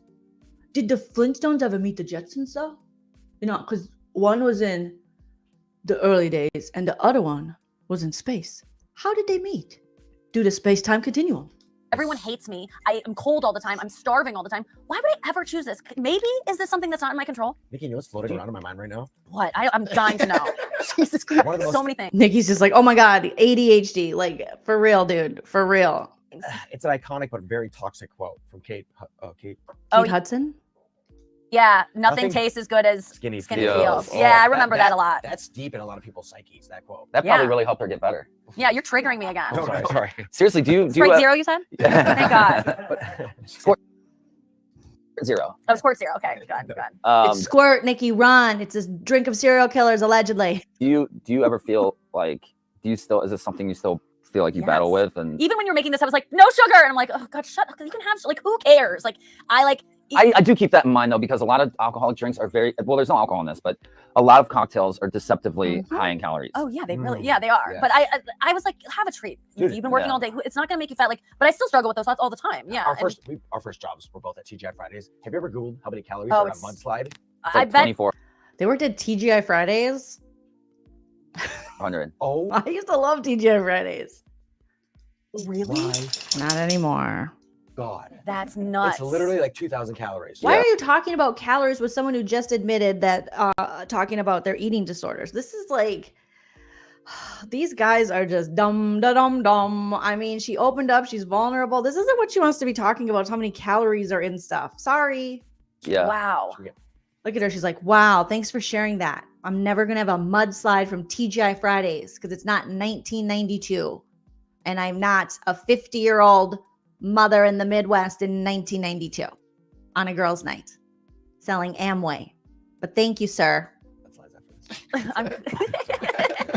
So I mean, because obviously, you know. He cried over one. And he's chewing on his fingernails. Good God. That's nice. Mudslides are delicious. Oh yeah. I mean, there's. Nikki, what was your first job? Mm. Do you remember your first job? Tom Schwartz in this like, hey, oh shucks, guys. What was your first job, Nikki? As you're opening up about this super deep stuff that people are probably interested in. What was your first job? Where'd you work? Claire's? Huh? Hot Topic? Huh? Forever 21? Forever 22? Yeah? Yeah? Okay. Uh-huh. At Emo's. Oh, Emos. Yeah. St. Louis Emos style pizza, pizza. everyone. Yeah, yeah. Emos is delicious. Yes. Provolone cheese It's for so people good. who He don't know. knows. You get it. Are you He knows. serious? Yeah. I gotta give you one of these. Of course he knows. He's been your boyfriend for longer than Ariana was your girlfriend. Yeah. Yes. Hell yeah. Emos. Emo's. What about Emos is like, please don't mention us. Please, we do not need this. Please don't mention us. you? What was your first job? My first job was, well, I worked Stripper. at the fish fry at, Fish fry. I went to St. Ferdinand Catholic School. I worked at the fish fry on Fridays. Fish fry on Friday. What? You went to a Catholic school and they did fish fries during Lent and you think that was a job? My aunt and uncle, like briefly. And then I worked as a cook in a dive bar right by my high school. Okay. Yeah. Wow. I was like, shit, I was like 14. And I was like, We're going to need a fact check on that. Yeah. What was the dive bar? It was called Pillas. And I cooked like pizzas and like all kinds of shit, you know, bar food. Yeah. And So you took the frozen pizza out of the freezer and I put it in the oven. Pizza cook. Yeah. it was pretty cool. I liked What a it. dead end question. Yeah. Right? Schwartz, she's roasting you up right there. They were on a path of conversational. Podcasts are supposed to be in a lot of ways these conversational, this dialogue that's like a natural conversation, and you just deaded it, just like she said, like a freaking roadblock, like a dead end with that question. Oh, what's your first job? What's your first job? What's your first job? Okay, next question. I mean, as she was opening up, I love that Nikki is just low key, just like roasting their asses up about how ridiculous they are. I worked. I cooked like pizzas and like all kinds of shit. You know, bar food. Yeah. And it was pretty cool. I liked it. Dead end question. Yeah. What's your first job? No, Nikki, it's not. I feel like a lot of people in the entertainment industry. Did he just rub his leg? Why is he rubbing his leg? He's like, hey, Tom, wait a minute. He gave him like a back, forth and forth. Cool. I liked Let's it. slow it Dead down. end question. Yeah. I'm just kidding. What's your first job? Nikki, it's not. I feel like a lot of people. I feel like a Tom, lot of people in the hey. entertainment industry Joking. I've been more joking. often go service route versus retail. You know, because it's kind of like you can either go. It's kind of performing. You gotta go to auditions. Yeah.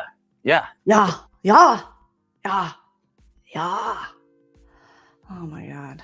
Wait, Nikki, I have a good question. Poor Nikki. Not another question in your swim trunks there. Wait, okay. What was the first job that was like instilled the confidence in you to the point where you're like, Oh my God. To the point where you're like, I want to be a stand-up comedian. How did you get so brave to do comedy? you know what? I might be onto something. I can do this. Well, I guess it was, I mean, it was probably like acting or something, or like stand up, or the first time I did stand up, it was just like, oh, okay, well, Mine this was is a what I Kohl's meant to do. commercial, but yeah. Yours was a Kohl's commercial? Really? They And what made- about it made you go, this? Yeah, He just wants to talk about his Kohl's commercial. not about me. No, but like, was that Not the- about you, but you brought it up. No, it's not. It's not. This is what he does. This is what he does in Katie's relationship. No, but I did bring it up, and I did completely flip the script. But nah, it's not about me. You just made it about you, Schwartz. Own it, a bro. moment where you were like, I like the camera likes me, I like it? Because I saw people that I like. I saw famous. Jason's models, and first they were, job. like, really Hand jobs. hip, I don't way know what more his first talented job than me. was. They were in the audition room, and I'm like, Holding and I booked mics. it. I'm like, it gave me the confidence. This yeah. might actually be Jason's first job, right now. And he's like, I'm going to talk about my first job. It was at Mervin's. And well, I didn't technically work there. I would just show up there and I would pick up the clothes off the floor. And I would say, hey, you, start putting stuff on the hangers at Mervin's. And I would inspect the fitting rooms. I would try when people weren't in there, but sometimes people would be in there. Sorry. It's too much. I'm like, it changed my whole world. It Yes. sounds silly. I know it's a Kohl's commercial, but I was like, I saw this dude that like he's a famous Abercrombie model. I know it sounds silly. No, he's on all the bags. Probably one of those Yeah. handsome guys. No, it's on. Just have a thought, carry out the thought, stand in your word. I've never seen someone. This is how Tom Schwartz talks. Ooh, like just say it. Say it. Don't spray it, rah. I'm a planet. And he like just walking out as I was walking in. I'm like, this over this guy? That is such a validating moment. Yeah, that makes sense. I used to shoot for Kohl's all the time when I modeled. Yeah, and I used to shoot for calls all the time when I modeled. Yeah. NBD when I modeled. Yeah, I modeled the Lauren Conrad collection, Daisy Fuentes. You heard about it? Yeah, Apartment 9. they would use a lot of like big models. Like I'm like, oh, this Were you the big model? guy did the Calvin Klein campaign. This guy did Was that right, Tom? Acquadagio. $2,500 a week? What is Jason doing? He's like, does this work? Is this thing on? I keep trying to talk. No one's listening. You see Jason? They would use a lot of like big models. Like I'm Why like, is Schwartz counting on his hands? What is happening here? oh, this guy did the Calvin Klein campaign. This guy did Was the that right, Tom? Acquadagio. Okay, should I sit closer to Nikki? Do you think? Can you smell me through this microphone? Is this okay? Should I tell him about when I worked at Kohl's? Well, I didn't work at Kohl's. One time I took a dump in a Kohl's fitting room, but it was work. It didn't come out easy. $2,500 What is he talking a week? 20. It was like this. We was, gotta like, speed this so long up. When you ago. model for those, like, are there stuff that you put on that you're just like, this is fucking Jason's like, how does this work again? Can somebody do you have directions? Text me. I'll get it on the laptop. What's going on? this is as fuck, but you gotta look like Oh yeah, cool in it. Like, is it ever and they would so? clip it. They would clip it all in the back, This is what which you I need think to is know. really Everything fucked up. is clipped. When you look at Target Yeah. ads, Kohl's ad, it's all gonna be boxy on you. It's gonna look like shit. They clipped There's it all in the literal back. binder clips on the back. Well, now they don't have to do that because now it is more fitted. But like the style is kind of going back more towards baggy Yeah, again. true. But now they make things really fitted. But yes, back in the day, it was all All clipped the in the stuff, back. yeah. And yeah, it was great. It was Kohl's How was did like a machine of Start like. modeling though. I got with Centro in St. Louis. You know them? But did they like discover Talent you? Plus. How did you get this Yeah, how guy? do you? I love a modeling discovery. I love the story. origin story. What's that one I went- picture of you when you're like kind of a kid in like a hardware store? Oh No, no. why do you know about his secret pictures? Like he goes the deep. way back. Jason's like, remember that one picture of you when you were a kid? St. Louis. That is like. Can we pull that up? We'll put it up. That's my favorite. Your favorite is when he was a kid in St. Louis? Oh my God. Yeah, I gotta show you that. That was actually kind of deep. Oh, Jason might be using the laptop, you guys. Oh, Jason might be using the laptop that sits on his lap and covers his tots. Jason might be using the laptop. What? You're a worm with a mustache. You're a worm with a mustache. Yes. He might. I needed some kind of transition into it. But who's Jason? Who's Angie? Who is Angie? Who is Jason? Jason might be using the laptop. In my modeling Oh, really? career, yeah. Really? You were It just young. made me look young. Okay. It was like a Sims looking Jason's like, don't worry, I got it saved on my bookmarks. There's Tom, hot young Tom. photo shoot I did in Connecticut actually. But I did something. Somebody was like, "Oh, you should go meet this person in Talent Plus." I got into it originally for acting. I quit sports in high school to be in No way, but you were wrestling so well, you said. these musicals. I was Orin in Little Shop of Horrors. Oh my God. I was Orin in Little Shop of Horrors. And so And- that made you feel that was Yeah, and I fulfilling. booked my first modeling job through my headshot. Jason's like, look, Nikki, that Tom look cute. Tom look cute, huh? That my friend. One time he didn't wake up to the phone calls and I thought he was dead. So, but really he just slept in. He was just jacking off and sleeping in. That Tom, isn't he cute? That And looks like a joke. Yeah, it is. Oh my God. It looks like an Osmond. Like, what the hell is going on? It does look like a joke. I think somebody lied to Tom and said, hey, we have a modeling gig for you. And really it was awkwardfamilyphotos.com or something they were putting him on. Because that does look like a joke. He looks like a rejected Osmond, okay? Yeah, it is. Oh, it is a joke. Okay. Yeah, it is. Oh my God. I booked my first modeling job when I was 15. Did you get Jim's told? formal wear. Because Dude, I've never seen Jason so excited. He's like, oh, yeah, that's Tom. That's my screensaver. Jim's formal wear. Did people like tell you to be a model your whole life and then it finally happened? Like when did you start No. getting like your good looking like compliments? Probably like high school. Yesterday. Oh, so puberty. Yeah. What about you?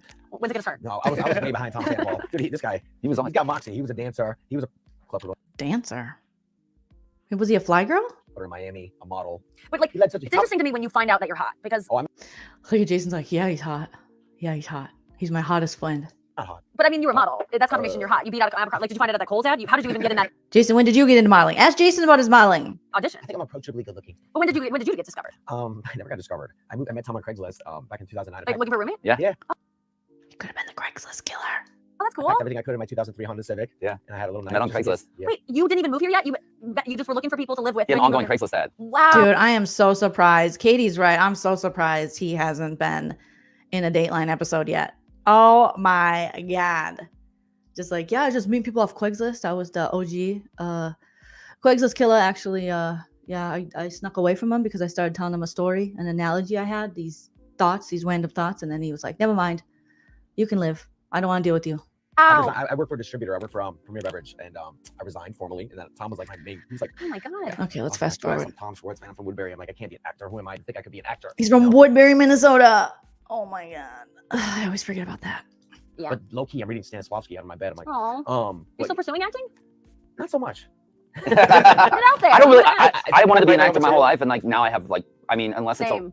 it's a role where I'm just walking No, on and having fun. Like same. I have no desire to fucking audition. Yeah. It's so No much desire. more Nobody has a desire to audition. Auditioning is the freaking worst. hard work. You have to have a passion for the art of it, which it sounds like that's why I asked. That sounds like you do. If you're reading Stanislavski, like I just was like, I want to be Rachel Green on Friends. Like I just thought you could just like get cast, and you're like, it was easy. And when I discovered like you have to like care about like studying a character and like it's doing- it's so desperate too. You don't Oh, it's so much hard work. You have to memorize your lines. want those fucking auditions. You feel What do you mean desperate? You're on a reality show, bro. You're calling paparazzi. I mean, desperate, Right, you used to needy, know. and Oh, like yeah, it is an ugly Ugh. feeling to me. No, I it's don't it's so bad. I don't like it either. I don't hate it. nobody likes the auditioning part. It's gross. With that actors are really Remember the first thick time? skin. Do you remember the first time you bombed? Yeah, oh yeah. It always happens later because the first time you go on stage you do well. Every comedian That's true. you meet that is like a working comedian, the first time they'll always have a good first time story because you would Yeah, the first couple times I was like, oh my God, this is great. And then when I had my first bomb, I was like, why aren't they laughing? never do it again if all you had was a There you bomb. You're always chasing that good feeling, but I started bombing right away I've been meaning to ask you this since we got here. since we got here. Oh, Schwartz. Look at Tom. Even Tom Sandoval's like, fucking Schwartz. Why did you even have him then? Do you know he just low-key hates Schwartz, but he had to bring him back in because now out of the two Toms, you know, Schwartz has fared a little bit better in the eyes of the public. Not great, but definitely better than Sandy Butt. But look at him. He's like, how come we're not talking about me? Why does Schwartz keep talking? Do you remember any of your first? Look at Tom Sandoval. What is Tom Sandoval? He's so, I gotta screenshot that. Like, dude, what happened? Did the Molly hit? What is going on? What is with that look? Oh my God, sir. Any attention, and we've seen this in the past, any attention that Schwartz gets, Sandoval hates it. And then Katie would stick up for Tom Schwartz. And then Tom Schwartz would be like, it's okay, he loves me. No, he doesn't. Routine? Yeah. Oh yeah. Can we hear one? I mean, I was trying to be Sarah Silverman, so I just studied her a lot, and I think I always tell comedians that are starting out, they're like, how do I write jokes? Just write for someone that you really like, because sometimes it's hard to like, what would I say? And so I would just write like, what would Sarah Silverman say? So I wrote a joke that was like, I really, I even like talk like this. Like, change your voice. I did a joke about that my mom, I was 18, so I was like, oh my God, I'm in college. I just went home and met. See, she started so young, 18. Yeah, Tom's like, when do we talk about me next? I found out my mom told me she was pregnant, and I was like, that's so gross. What the fuck, Mom? She was like, Nikki, I'm really gonna need your help. I need you to help me take care of this baby. So I pushed her down the stairs, and that took care of that. So that was like, it was my first joke. It was like an abortion. You know, like I was just trying to be Sarah. So all I talked She's being edgy. about was sex, abortion, rape, AIDS, racism, like all, you know. And even though I'd never had sex before, I just was like, what? I was talking about having sex and like all those things before I was even doing it. My life was not interesting. I was like a total prude. Yeah, this podcast is not helping him, Natasha. Natasha says the more I learn about Scandy, the more he speaks, the more I cannot stand him. Did not think it was possible to like him any less. This podcast isn't helping him. Bits on sex before you had sex? Oh, absolutely. And because I didn't have sex until I was 21, and then after that, I didn't have a boyfriend until I was 24. I didn't have a serious boyfriend until I was 29. Like I've been stunted with all these things, but yeah, and that's why I talk about sex so much on stage now. I'm like kind of known as like a sex comedian, but it's not because I'm like I love it so much. Like I do, but I think it's because I was scared of it. Like I like talking about what I'm scared of, or things that are. And I'm like I like talking about things that are. That's what you're supposed to do on stage, or that's what some people say you're supposed to do on stage, is talk about things that scare you. Obviously taboo. Like we shouldn't talk about that. I'm like, no, I want to know more. So I think that's my fascination with sex, and I think a lot of times female. Jason's like, I had sex once. My wife and she let me. Well, I think it was sex. Yeah, I'm pretty sure. Comedians, everyone kind of rolls their eyes like, oh, she's talking about her vagina again. It's like, yeah, because we just kind of started talking about this stuff, by the way. Like it wasn't ever cool for women. She talks about vagina, and then Jason started like twitching. Or obviously like, taboo. Like we shouldn't talk about that. I'm like, no, I want to know more. So I think that's my fascination with sex, and I think a lot of times female comedians. Everyone kind of rolls their eyes like, oh, she's talking about her vagina again. It's like, yeah, because we just kind of started. The minute she's like female comedians, he looked up like, oh. We're talking about this stuff, by the way. Like it wasn't ever cool for women to talk about. We're kind of still exploring that area, and it's growing. And there's new areas to explore every day. These guys couldn't be more bored. Like show how bored you are. Like you're not supposed to show that you're bored. You're supposed to be interested in what your guest has to say, especially about an art form that she cares about. But your vagina's growing. That's great. Yeah, it's like everything else in your body. Tom, you cannot joke about vaginas. You have mistreated them, so you don't get that privilege. Your vagina humor privilege has been revoked. It starts to like it's mine's like jowly recently. It's like it's so depressing. I have to get a brow lift down there. It's bumming me out. It's radically honest though, so it's yeah. Look at Tom Sandy Buddy's like, that's why I don't have sex with women my age. Mine's like jowly recently. It's like it's so depressing. I have to get a brow lift down there. Look at Tom, he's like, Rachel didn't need a brow lift. Hers was high and tight. Sometimes I couldn't reach it because she was so tall. I'd have to climb on a ladder to get to her vagina. Those were the days. Bumming me out. It's radically honest though, so it speaks from your soul. I like if something's honest. Soul, it's like stop kissing Ash Schwartz. It just flows. It flows.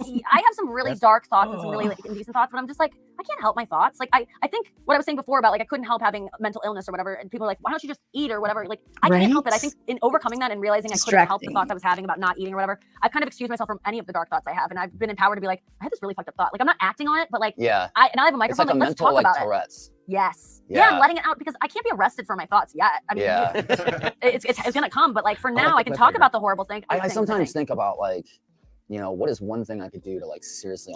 I sometimes think about like, way to interrupt her. Oh my God, listen to this. Okay. Again, Tom, no more. No one has done like you have. Yeah, no one's been so close to being canceled forever and didn't get canceled for like it's almost like it's gonna come, but like for now I can talk about the horrible thing. I sometimes think about like, you know, what is one thing I could do to like seriously almost like end my career? And you have what? Sometimes I think, just don't show up to work. It's not that hard. No one's going to be looking for you, Tom Sandoval. I like to say, how do I get out of this? Like he's trapped. Again, he's the victim. You are the one taking all these projects, starting a podcast to be out in the public eye even more. If you didn't want to do this, there is a TGI Fridays in St. Louis calling your name that you could work at. Like sometimes I like think about like what I could do to end my career. Just don't show up to Vanderpump Rules. Don't have your manager seek out any more of these reality show opportunities. Just go to St. Louis and work at TGI. No one's gonna, it's not like if, Brad Pitt disappears, or people are like, what happened to Tom Hanks? He was good. They're not gonna be like, what happened to Tom Scandoval? Huh? Yeah, Sandy Butt? Oh, we got to start a search party to look for him. No one's gonna ask you to come back. You can disappear. Actually, some of us would like you to just go with God, live a nice life in St. Louis, but no, he's like, what I could do to just end it all. He's so melodramatic. Like for now, I can talk about the horrible thing. I sometimes think about what is one thing I could do to seriously almost end my career? And you have those thoughts. You already did. But Nikki, what? You already did. I mean, for real. And it was only through your publicist that they're starting to rebuild something or somewhat of a brand for you. And like he said on Special Forces, he's like, yeah, I mean, a reality star cheating? God, what's the big deal? My publicist had never seen anything like it. This is what he said to the Special Forces guys. And they were like, you're not a victim. You created this. You did this. Yeah, but my publicist, there isn't anything more LA you could say than my publicist has never seen anything like it. This guy, self-absorbed, right? You already did. Seriously. Oh my goodness. Work on yourself. Ugh, this guy. But then I did it. Did it. He stared at me about that game. He was being serious, and she just roasted his ass there. And he was like, oh, yeah, I knew it. I knew she was going to do that. No more. No one has done, you have, no one's been so close to being canceled forever and didn't get canceled. Clueless. You have to have the whole world hate you. Oh, man. It's crazy. Are you scared that it's going to be the thing that defines you the rest of your life? Yes. I am a little bit. God, I'm so sick of seeing Schwartz's panties. Schwartz, don't be such a salute. Pull your shorts down, you salute.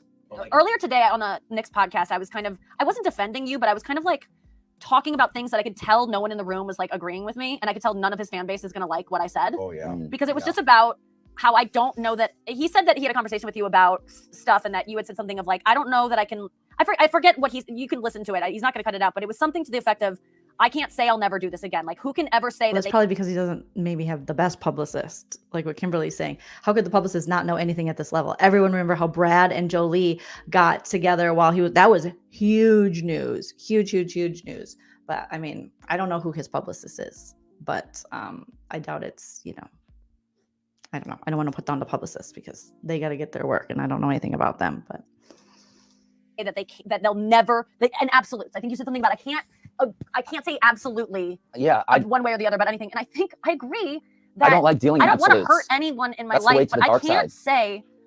Even my boyfriend, I don't think he'll ever cheat on me. But if he said I'm never gonna cheat on you, I'll take that at face value. But he doesn't know where he's gonna be at some point. He doesn't know 20 years down the line when he fucking hates me. Or I'm not talking about your case or whatever. Yeah, no. I'm just saying in general, isn't it better situation. Isn't it better to Just just? like a Tom sympathizer. I am not. I'm just saying Thank you, I Nikki. can't. I find it's better. Hey, Jason, thank you, Nikki. Now there's two of us, me and you. Tom sympathizers. Tom sympathizers. I find it's better to Oh, Jason. Oh my God. We got to play that again. It's just cringe, Jason. It's cringe. It's cringe, Jason. It's cringy. We got to make a big screen because it's so cringy. All right, here we go. Isn't it better to Just like a just? Tom sympathizer. I am not. I'm just saying Thank you, I Nikki. can't. I find it's better to. I find it's better to lower Was expectations that a word? Tom sympathizers. in a way, and then exceed them. I Then just can't. You didn't lower expectations. You were trying to set the bar that you were this great guy. And, on Vanderpump Rules, you would call out the other guys and their behavior. But no, you were the good boyfriend. No, Tom. We remember. I just can't say where I'm going to be. I can't say what kind of person I'm going to be, where my mental state will be, where his, like, I know people, I've done things that I would never predict I would do, both good and bad. Yeah. So I can't say that I'm, like, I say this for both evil things that I could do and good things that I could do. Like, I don't know that I can't win a Grammy. See, that's the thing. No one's ever asking Tom or anybody to be perfect and to never have infidelity or any of these things. You would hope that you wouldn't, but I think it's the way you handled it afterwards that plays a big part in your legacy, Tom Sandoval, in the pop culture realm, and also the way you handled it during, you know, just how cruel it was. And then after, when you could kind of, you know, do better, you did worse. Me someday for my dumb singing career that I'm just starting right now. Like, I say that like it's in the cards. It's probably not. And the fact that I cheat on my boyfriend is not going to happen, but it's in the card. Like, anything could happen.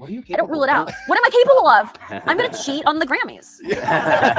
I'm going to win one, but it's not going to be for lawful reasons. But I will say that after that podcast, I had like, there was a dog in the room and I was getting so amped up and I was picturing the comments of like, she's throwing women under the bus, like all the things. And I started like kind of having like anxiety, and this dog was in the room, and I sort of got this dog was like sensed my anxiety and just started like walking over to me slowly, because this dog was trying to get to me at first and it wouldn't even, but it sensed I needed it, because I was having that moment of like, and then I left his podcast and I was spiraling of like, God, what could people say? How much are they going to hate me after that? And like, even just associating with you, like I have to, like, I can imagine what it's like to be you. I love how Jason's like, oh God. It's true though. Associating with Tom Sandoval is kind of like social suicide. And I gotta tell you, there was some times it really sucked. But I don't think to be honest, I don't think I would have made it with how much people say they hate you, because I'm not gonna say they do hate you, because I don't think they do. I do think it's like projecting, and it's a part of themselves they hate, or someone that hurt them in the past that they're obviously projecting on you. It's a lightning rod. But it would have. No, we also think he's pretty big douchebag. Yeah. And he keeps showing us how he's a douchebag, and he loves the limelight. So yeah, people are gonna keep having opinions. No, I think yeah. I wouldn't have survived that. It was. You must be an insane narcissist to get through that. Oh, Nikki. Ding, ding, ding, ding, ding. You got there's some kind of personality disorder that is. What the hell is hanging out of Tom Schwartz's shorts? Oh my God. What has he got in there? Do you guys see that? What in the freak is going on here? What is that? He's got a baggie in his pants? Oh my goodness. He's got to get to the pool. He's like, the podcast has been long. I got to go swimming. That is stealing you from this hatred coming at you. I mean, are his balls in there? What happened? Did he drop a ball in there? It's just, what is going on? Was that a scrotum sack? I kept myself really busy, and I did a lot of, I stopped drinking. I kept myself really busy. I kept going to music festivals, contacting Rachel Raquel, feeling bad for myself, feeling sorry for myself, being the victim, telling Ariana and her friends, I'm not leaving, it's my house. Smoking cigs, just normal. I just started focusing on any like the eating disorder, stuff that I could control. Like, I started working out really hard. I started keeping myself really active, trying to. Wait a minute. Did you just say I started focusing on stuff like the eating disorder? You would know this, Nikki. Like, I started working out really hard. You do realize, Tom, that is part of when people have eating disorders. They can also have a compulsion to working out, and that can be part of the disorder. These guys are the tone deafest people I have ever seen. Like, oh yeah. And also to compare that, like, it's, well, that's what I did. It's like a healthy thing. Huh? Oh my God. Trying to improve myself in all the ways that I could possibly do that. And that really helped pull me out. And then special forces was like punishment, like you said last night. Well, wasn't that weird? They parade you around with like. It is. It's so disorganized. When they put a bag over my head, it was a little bit like sort of calming, because I knew I wasn't gonna have to do anything crazy. Like, it was like being on Masked Singer. There was something calming about it, and there was something like where I'm like, well, they can't have us do anything crazy hard because we're cloaked. Oh, that's such a good point. Yeah, so all we have to do is grab onto somebody or follow them, whatever they're doing. You can give up control. Yeah, and then too, I thought, okay, if they uncloak me, whatever we're doing is gonna be more of shock value, so maybe not so physically hard. Yes. Nikki, so it would be a good sign for you. Things were calming down. Huh. He has a Pavlovian response. He can only shit with a cloak over his head. Shut up. It's the only way he can shit. Well, wait, I want to talk. I like that. I want to talk before we. I want to talk about F Boy Island. No, well, finally you get to her stuff, but I don't know if I really want to listen. So what really? The hard hitting question. Let's talk about F Boy Island. What is it? Sort of intrigues you about this show? I like sought out this show because I just found myself, all I watched was reality programming, and then I was always auditioning for like scripted stuff, and I'm like, why am I like trying to do things that I wouldn't watch? You know, like I like reality shows. I think obviously the situations can be Why is Jason? He's like ding ding ding ding ding. Why is he doing that with his hands? It's so distracting. Jason, what are you doing? What are you doing, Jason? And quote unquote fake, but I do think they're interesting. They're anthropological studies of people. They don't know that word, Nikki. You're gonna have to dumb down the vocab a little bit. Dumb down the vocab. They're intriguing to me. I don't think it's dumb TV. I think it's really actually when my thing that people go and they're like reality TV's fake. And I'm like, oh, so is your scripted show not fake? Because it's an actor that's not the person they say they are, and they're reading lines written for them by white men in Burbank. How you can't get more fake than that? So don't call my show fake. Jason, put the penis mic down. At this point, it's just him like just trying to catch it in his mouth or something. I don't know. I don't get it. I don't understand the point. It's ridiculous, Jason. Why are you holding it like that? Voyeurism. And it's like a zoo. I always compare like F-Boy Island dating shows to like, you don't go to the zoo and you're like, oh my God, those pandas, like that's fake that they're fucking. It's like, yeah, they wouldn't probably fuck in the real life, but we put them in a habitat and they're into each other and they're fucking. Yeah. Jason, yeah. That's what it is. It's a zoo, but people don't go, zoo is so low culture, low brow. It's like, no, it's like a way, this is what we do with people, and they do fall in love, and it's all real, and there's so much drama. And our show is awesome because we have villains that like say they're villains. Whereas like you're usually watching reality where you have Tom Sandoval who won't admit that he's the villain and always has been the villain because he wants to be America's sweetheart. shows, and you're like, I think that guy's a bad guy. He's there for the wrong Yep, that's Tom Sandoval. She's describing Tom Sandoval right in front of Tom Sandoval, and he doesn't even realize it. reasons. See, on our show, people are like, I'm here for the wrong reasons. I'm a piece of shit, and I'm gonna lie to this girl, and I can't even believe I'm going on a date with her. Tom Sandoval should be on that show. I don't even like her. She's so boring. I would never talk to her on the outside world. I mean, I don't do anything. I don't. Would you ever be stuff. a contestant on a dating show? You think? I wanted to. Well, when they first called me for F-Boy Island, I thought the guy was calling to like tell me I was one of the girls. What? I was so excited. It was what? Like, really embarrassing. You were excited? Oh, I would love to be the Bachelorette. I'm in a relationship now, so it's like that's not even on the table. But like back in the day, I would have loved to be. I would have loved it. But you are on a show that is like that. Like, Butthead and reality, Bobby Hill. that's what I like about reality TV is like. I don't know. I'm more honest on camera. Like I feel like I'm more willing to do things that are out of my comfort zone that I really want to do, but I'm like, I can't do this just for myself. But when it's like it's for entertainment, I'm like, I can do things that I'm like scared to do or like be intimate. And the Toms are like, honesty? What's honesty, Nikki? It's like when you do a show, scripted, unscripted. It's like you bare your soul. Well, yeah, you always have to have the one conversation. Our show, I always tell people, you have to have the one conversation with the one person you don't want to have it with. Mm-hmm. And they force you to. You feel nauseous. Yes. You are like shaking. You're like, but it's very, it has helped. Therapeutic. Short term terrible. What is he saying?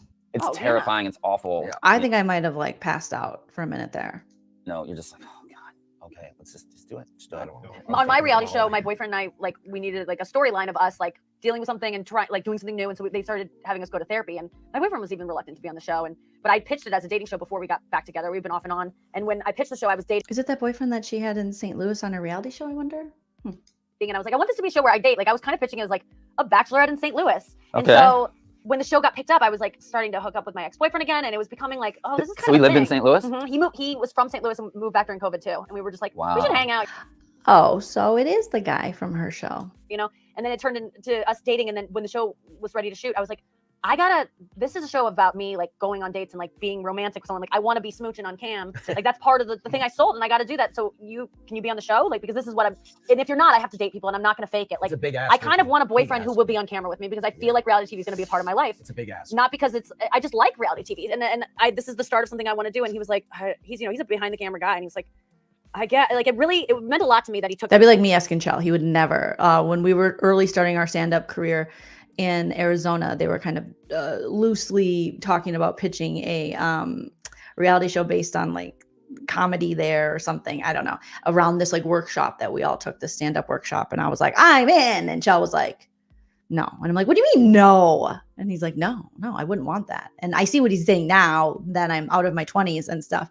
But that would be me. I don't think I could get my husband to be on a reality show with me. I don't think he would give up his privacy like that. Took that risk and was willing to do it. But then on the show, they had us go to couples therapy, which we've been off and on for 10 years. Never. Couples therapy is the best. Horrible, uncomfortable, long-term. We still see this woman that was cast. And I mean, she's a real therapist. But yeah, because couples therapy rules. I got to fast forward a little bit because I am getting sleepy. We're already an hour 40, you guys. That day when we first started our careers and everything, like you book like an ad. Maybe it's a T-Mobile ad. Yeah. And people see you. Or a Weight Watchers ad.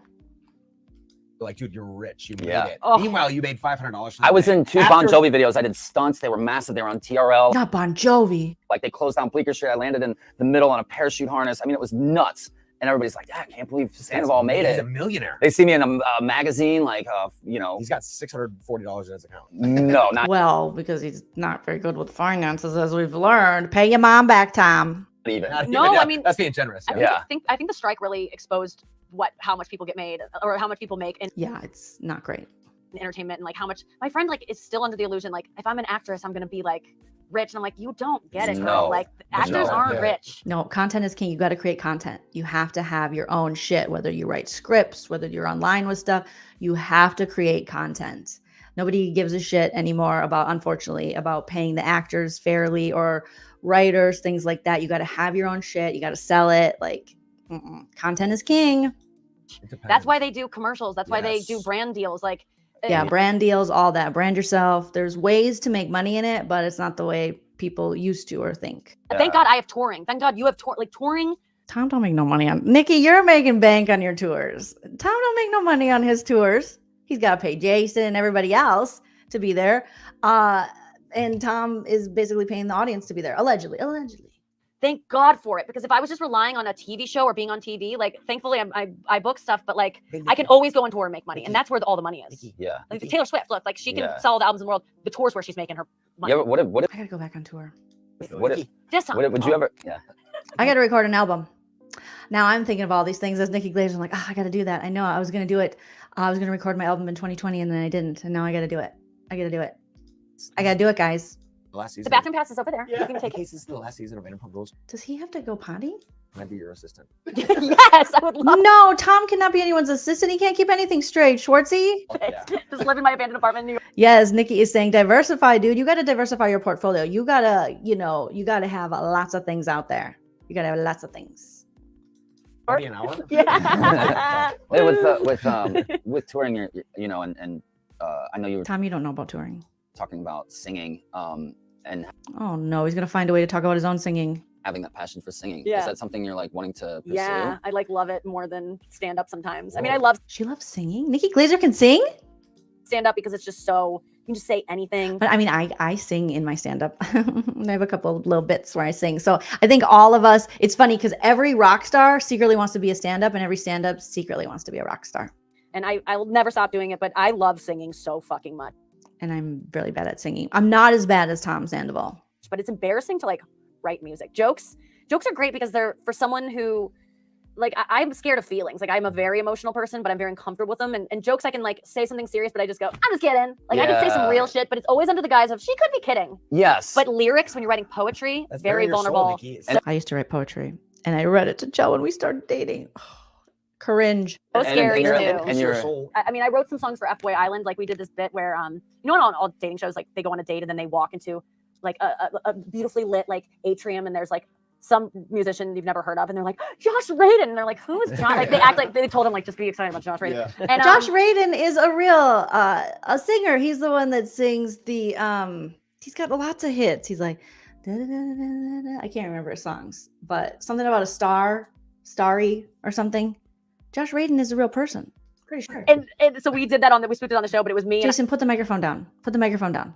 You can just hold your chin with your hand.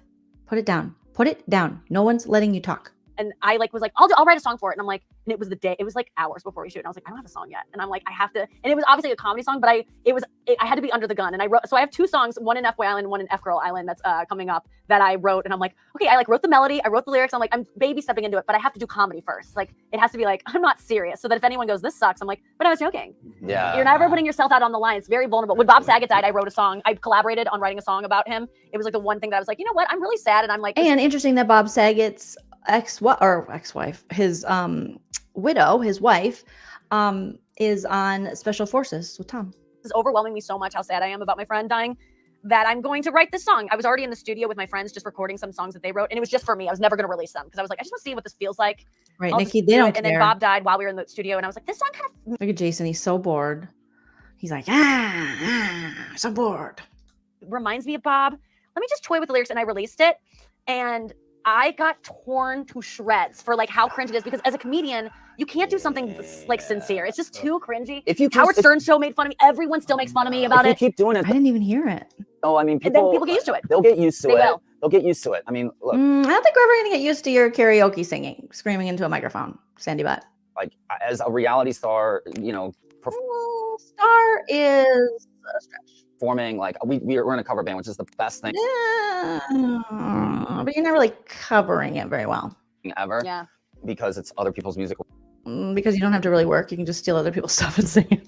But even like even your singing abilities, you know, your musical abilities, they want their Yeah, but what if you don't have singing abilities? so ready to fucking hate. Yes. Well, it's not hard because it's bad. The band members are talented, but the singing is it's not good, Tom. So Because it's everyone wants to be a rock star and they're jealous. Honestly, I don't think anyone's jealous of Tom Sandy Butt. Maybe the lady who's in his group, who's got a really good voice, but this is delusion at this point.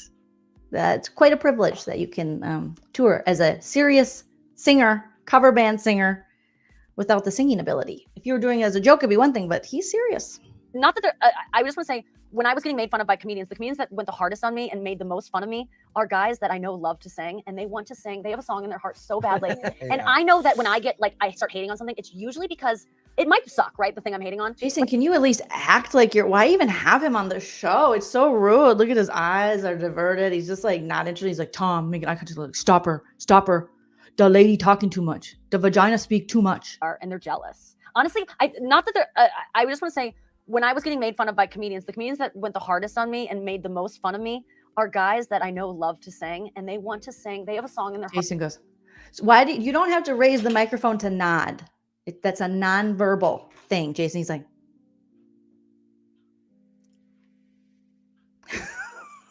so badly. And I know that when I get I start hating on something, it's usually because it might suck, right? The thing I'm hating on, but I'm I feel like she deserves more respect. This podcast is not very respectful. kind of jealous that that person doesn't seem to care that it sucks and that they did it anyway. I'm jealous of the I don't give a fuckness that some people possess, that I'm That's Tom Sandoval, how he's pretending he can sing, and he's like, no, I can. too embarrassed to do this thing. So I think that Yeah, that's self-awareness. Tom doesn't have that. I have to look at that as when people hate, they're just they're kind of jealous that you don't care Nikki, and that yeah. they care so Nikki, I know much. what you're saying. They might think I suck truly, and I might, but they still wish they had the balls to put themselves Nikki, I know what you're saying. It's me, Tom Schwartz. I would also like to know, what was your second job? And your third? And maybe your fourth? out there and take that risk. Right. Dude. It's easier to be Yeah. cheesy under the cloak of melody. Look at her. She's like, I'm so tired. I've shared so much. I've given so much entertainment to this podcast, and Jason has laughed more at Tom Schwartz's stupid jokes. He's like, oh, guys talking. That's funny, Tom. You're so funny. If this Tom ever rejects me, I will go to you. No, finish it. That's all right. Paul versus The disrespect of having this woman on your show who has more credits than you'll ever have, more talent than any of you have combined, and then to just throw out these shitty little, you think it's cute. Oh God, it's this is how all the women on Vanderpump feel. This is how Katie felt constantly with Shorts. Paul versus 6. No, That's I think it is better. It's better to Brilliant. look like an idiot and take a chance than to say, God, when I was thinking about Special Forces, if they asked me, I would have to say yes, because I would hate to get older and be like, God, you didn't do that cool show where you could have I learned miss about it. yourself because I I was miss too it. scared or whatever. You got if they ask you to do it, you got to do it. That's what I say about Dancing with the Stars. It was a horrible experience for me, and I got voted off first. But everyone I meet, I'm like, do it. It's the greatest thing you'll ever do. It's so hard and it's so challenging, but it's so fun. Yeah. So hearing you say yourself to that do just it now, different. I would do it because I know that feeling of it sucks so much. It's the worst thing you'll ever do, but it's so good. Yeah. Yeah, I would do it. The obstacle is the way. I'll do Are we it. getting into stoicism right now? Oh, what? The obstacle? Oh, yeah. We're getting Ryan into Holiday. stoicism You know what we should do? The guy I had to mute because I he's love just Ryan. too. I had to mute him. I He's love just Ryan too upbeat. Holiday. Oh, He's always challenging me to too wake up early. I'm You know what his we should eyes do? are too piercing. Wait, you know what? We should. Are you around tonight? Yeah. We should go sing some karaoke. Tom, she has to perform. Honestly, love it so much. Oh. You Are have you to- serious? Yeah, let's do it. Let's go do some karaoke. They have it at Challenge Saddle yourself. Ranch. Oh, they do have Saddle Ranch. Wait, I'm on Sunset. Yeah. Saddle Ranch? You mean right by the Comedy Store? She's not going to go probably there right by the Comedy Store where other comedians are going to be nearby. And also, that's the scene of the crime for you and Rachel Raquel. The night of the dog death. Oh, he loves that Saddle Ranch on Sunset. That is for tourists, Tom. Yeah. Dude, I'm staying right next to there. Yes! Let's fucking do it. Let's do some karaoke. You and All right, Apple. fuck We're gonna yes. see you and Yeah. Apple I have to go tonight. do a set, but then I'll come over to Saddle Can we Ranch. come check out your set? Yeah, yeah. All right, cool. Yeah. What do you mean, can you? It's like a comedy club. Get a ticket, bro. What? Are you really? Sorry, yeah. Dude, why you gotta call me out like that? That's fucked up, man. But anyways, we gotta wrap. So, where can people I watch have a F-Boy podcast Island? called the Nikki Glazer Podcast. It's twice a week, and then I have F-Boy Island that's on the CW every Monday night. And you can just jump in. If you miss episodes, don't be like, how am I gonna know? We'll catch you up. And same with my podcast. You just jump in anytime. It's fun. And then I'm on tour all the time. Every weekend I'm on like a US tour and until February. Taping a special in a couple months. That'll be out sometime next year. Yeah. Nice. Just a busy little bit. And tonight you're gonna be performing. And tonight I will be doing karaoke at Saddle Ranch. Yes! Hell yes. Yeah, remind the bowl or no? We better make them one. Let's do No, it. I would never do that. I hate the bowl because you like have to look sexy, but then they end up making you. Yeah, so they shake pump it, ass. No bowl. I Twirlers can't. look sexy on the bowl. Thank you. Not that hard. Hell yeah. Everyone, it's been such a pleasure. Yeah. Oh, Jason got to say something, guys. Put your claps in the chat for Jason. I bet you they never went to sing. And thank you so much for coming by. And Thank you for having me. It was so Yeah. much. It was so fun. what should we name this cocktail? Not a pressure. Oh God, what's some bullshit you said? What's That's a lot. Some bullshit Schwartz said. That's what you should name it.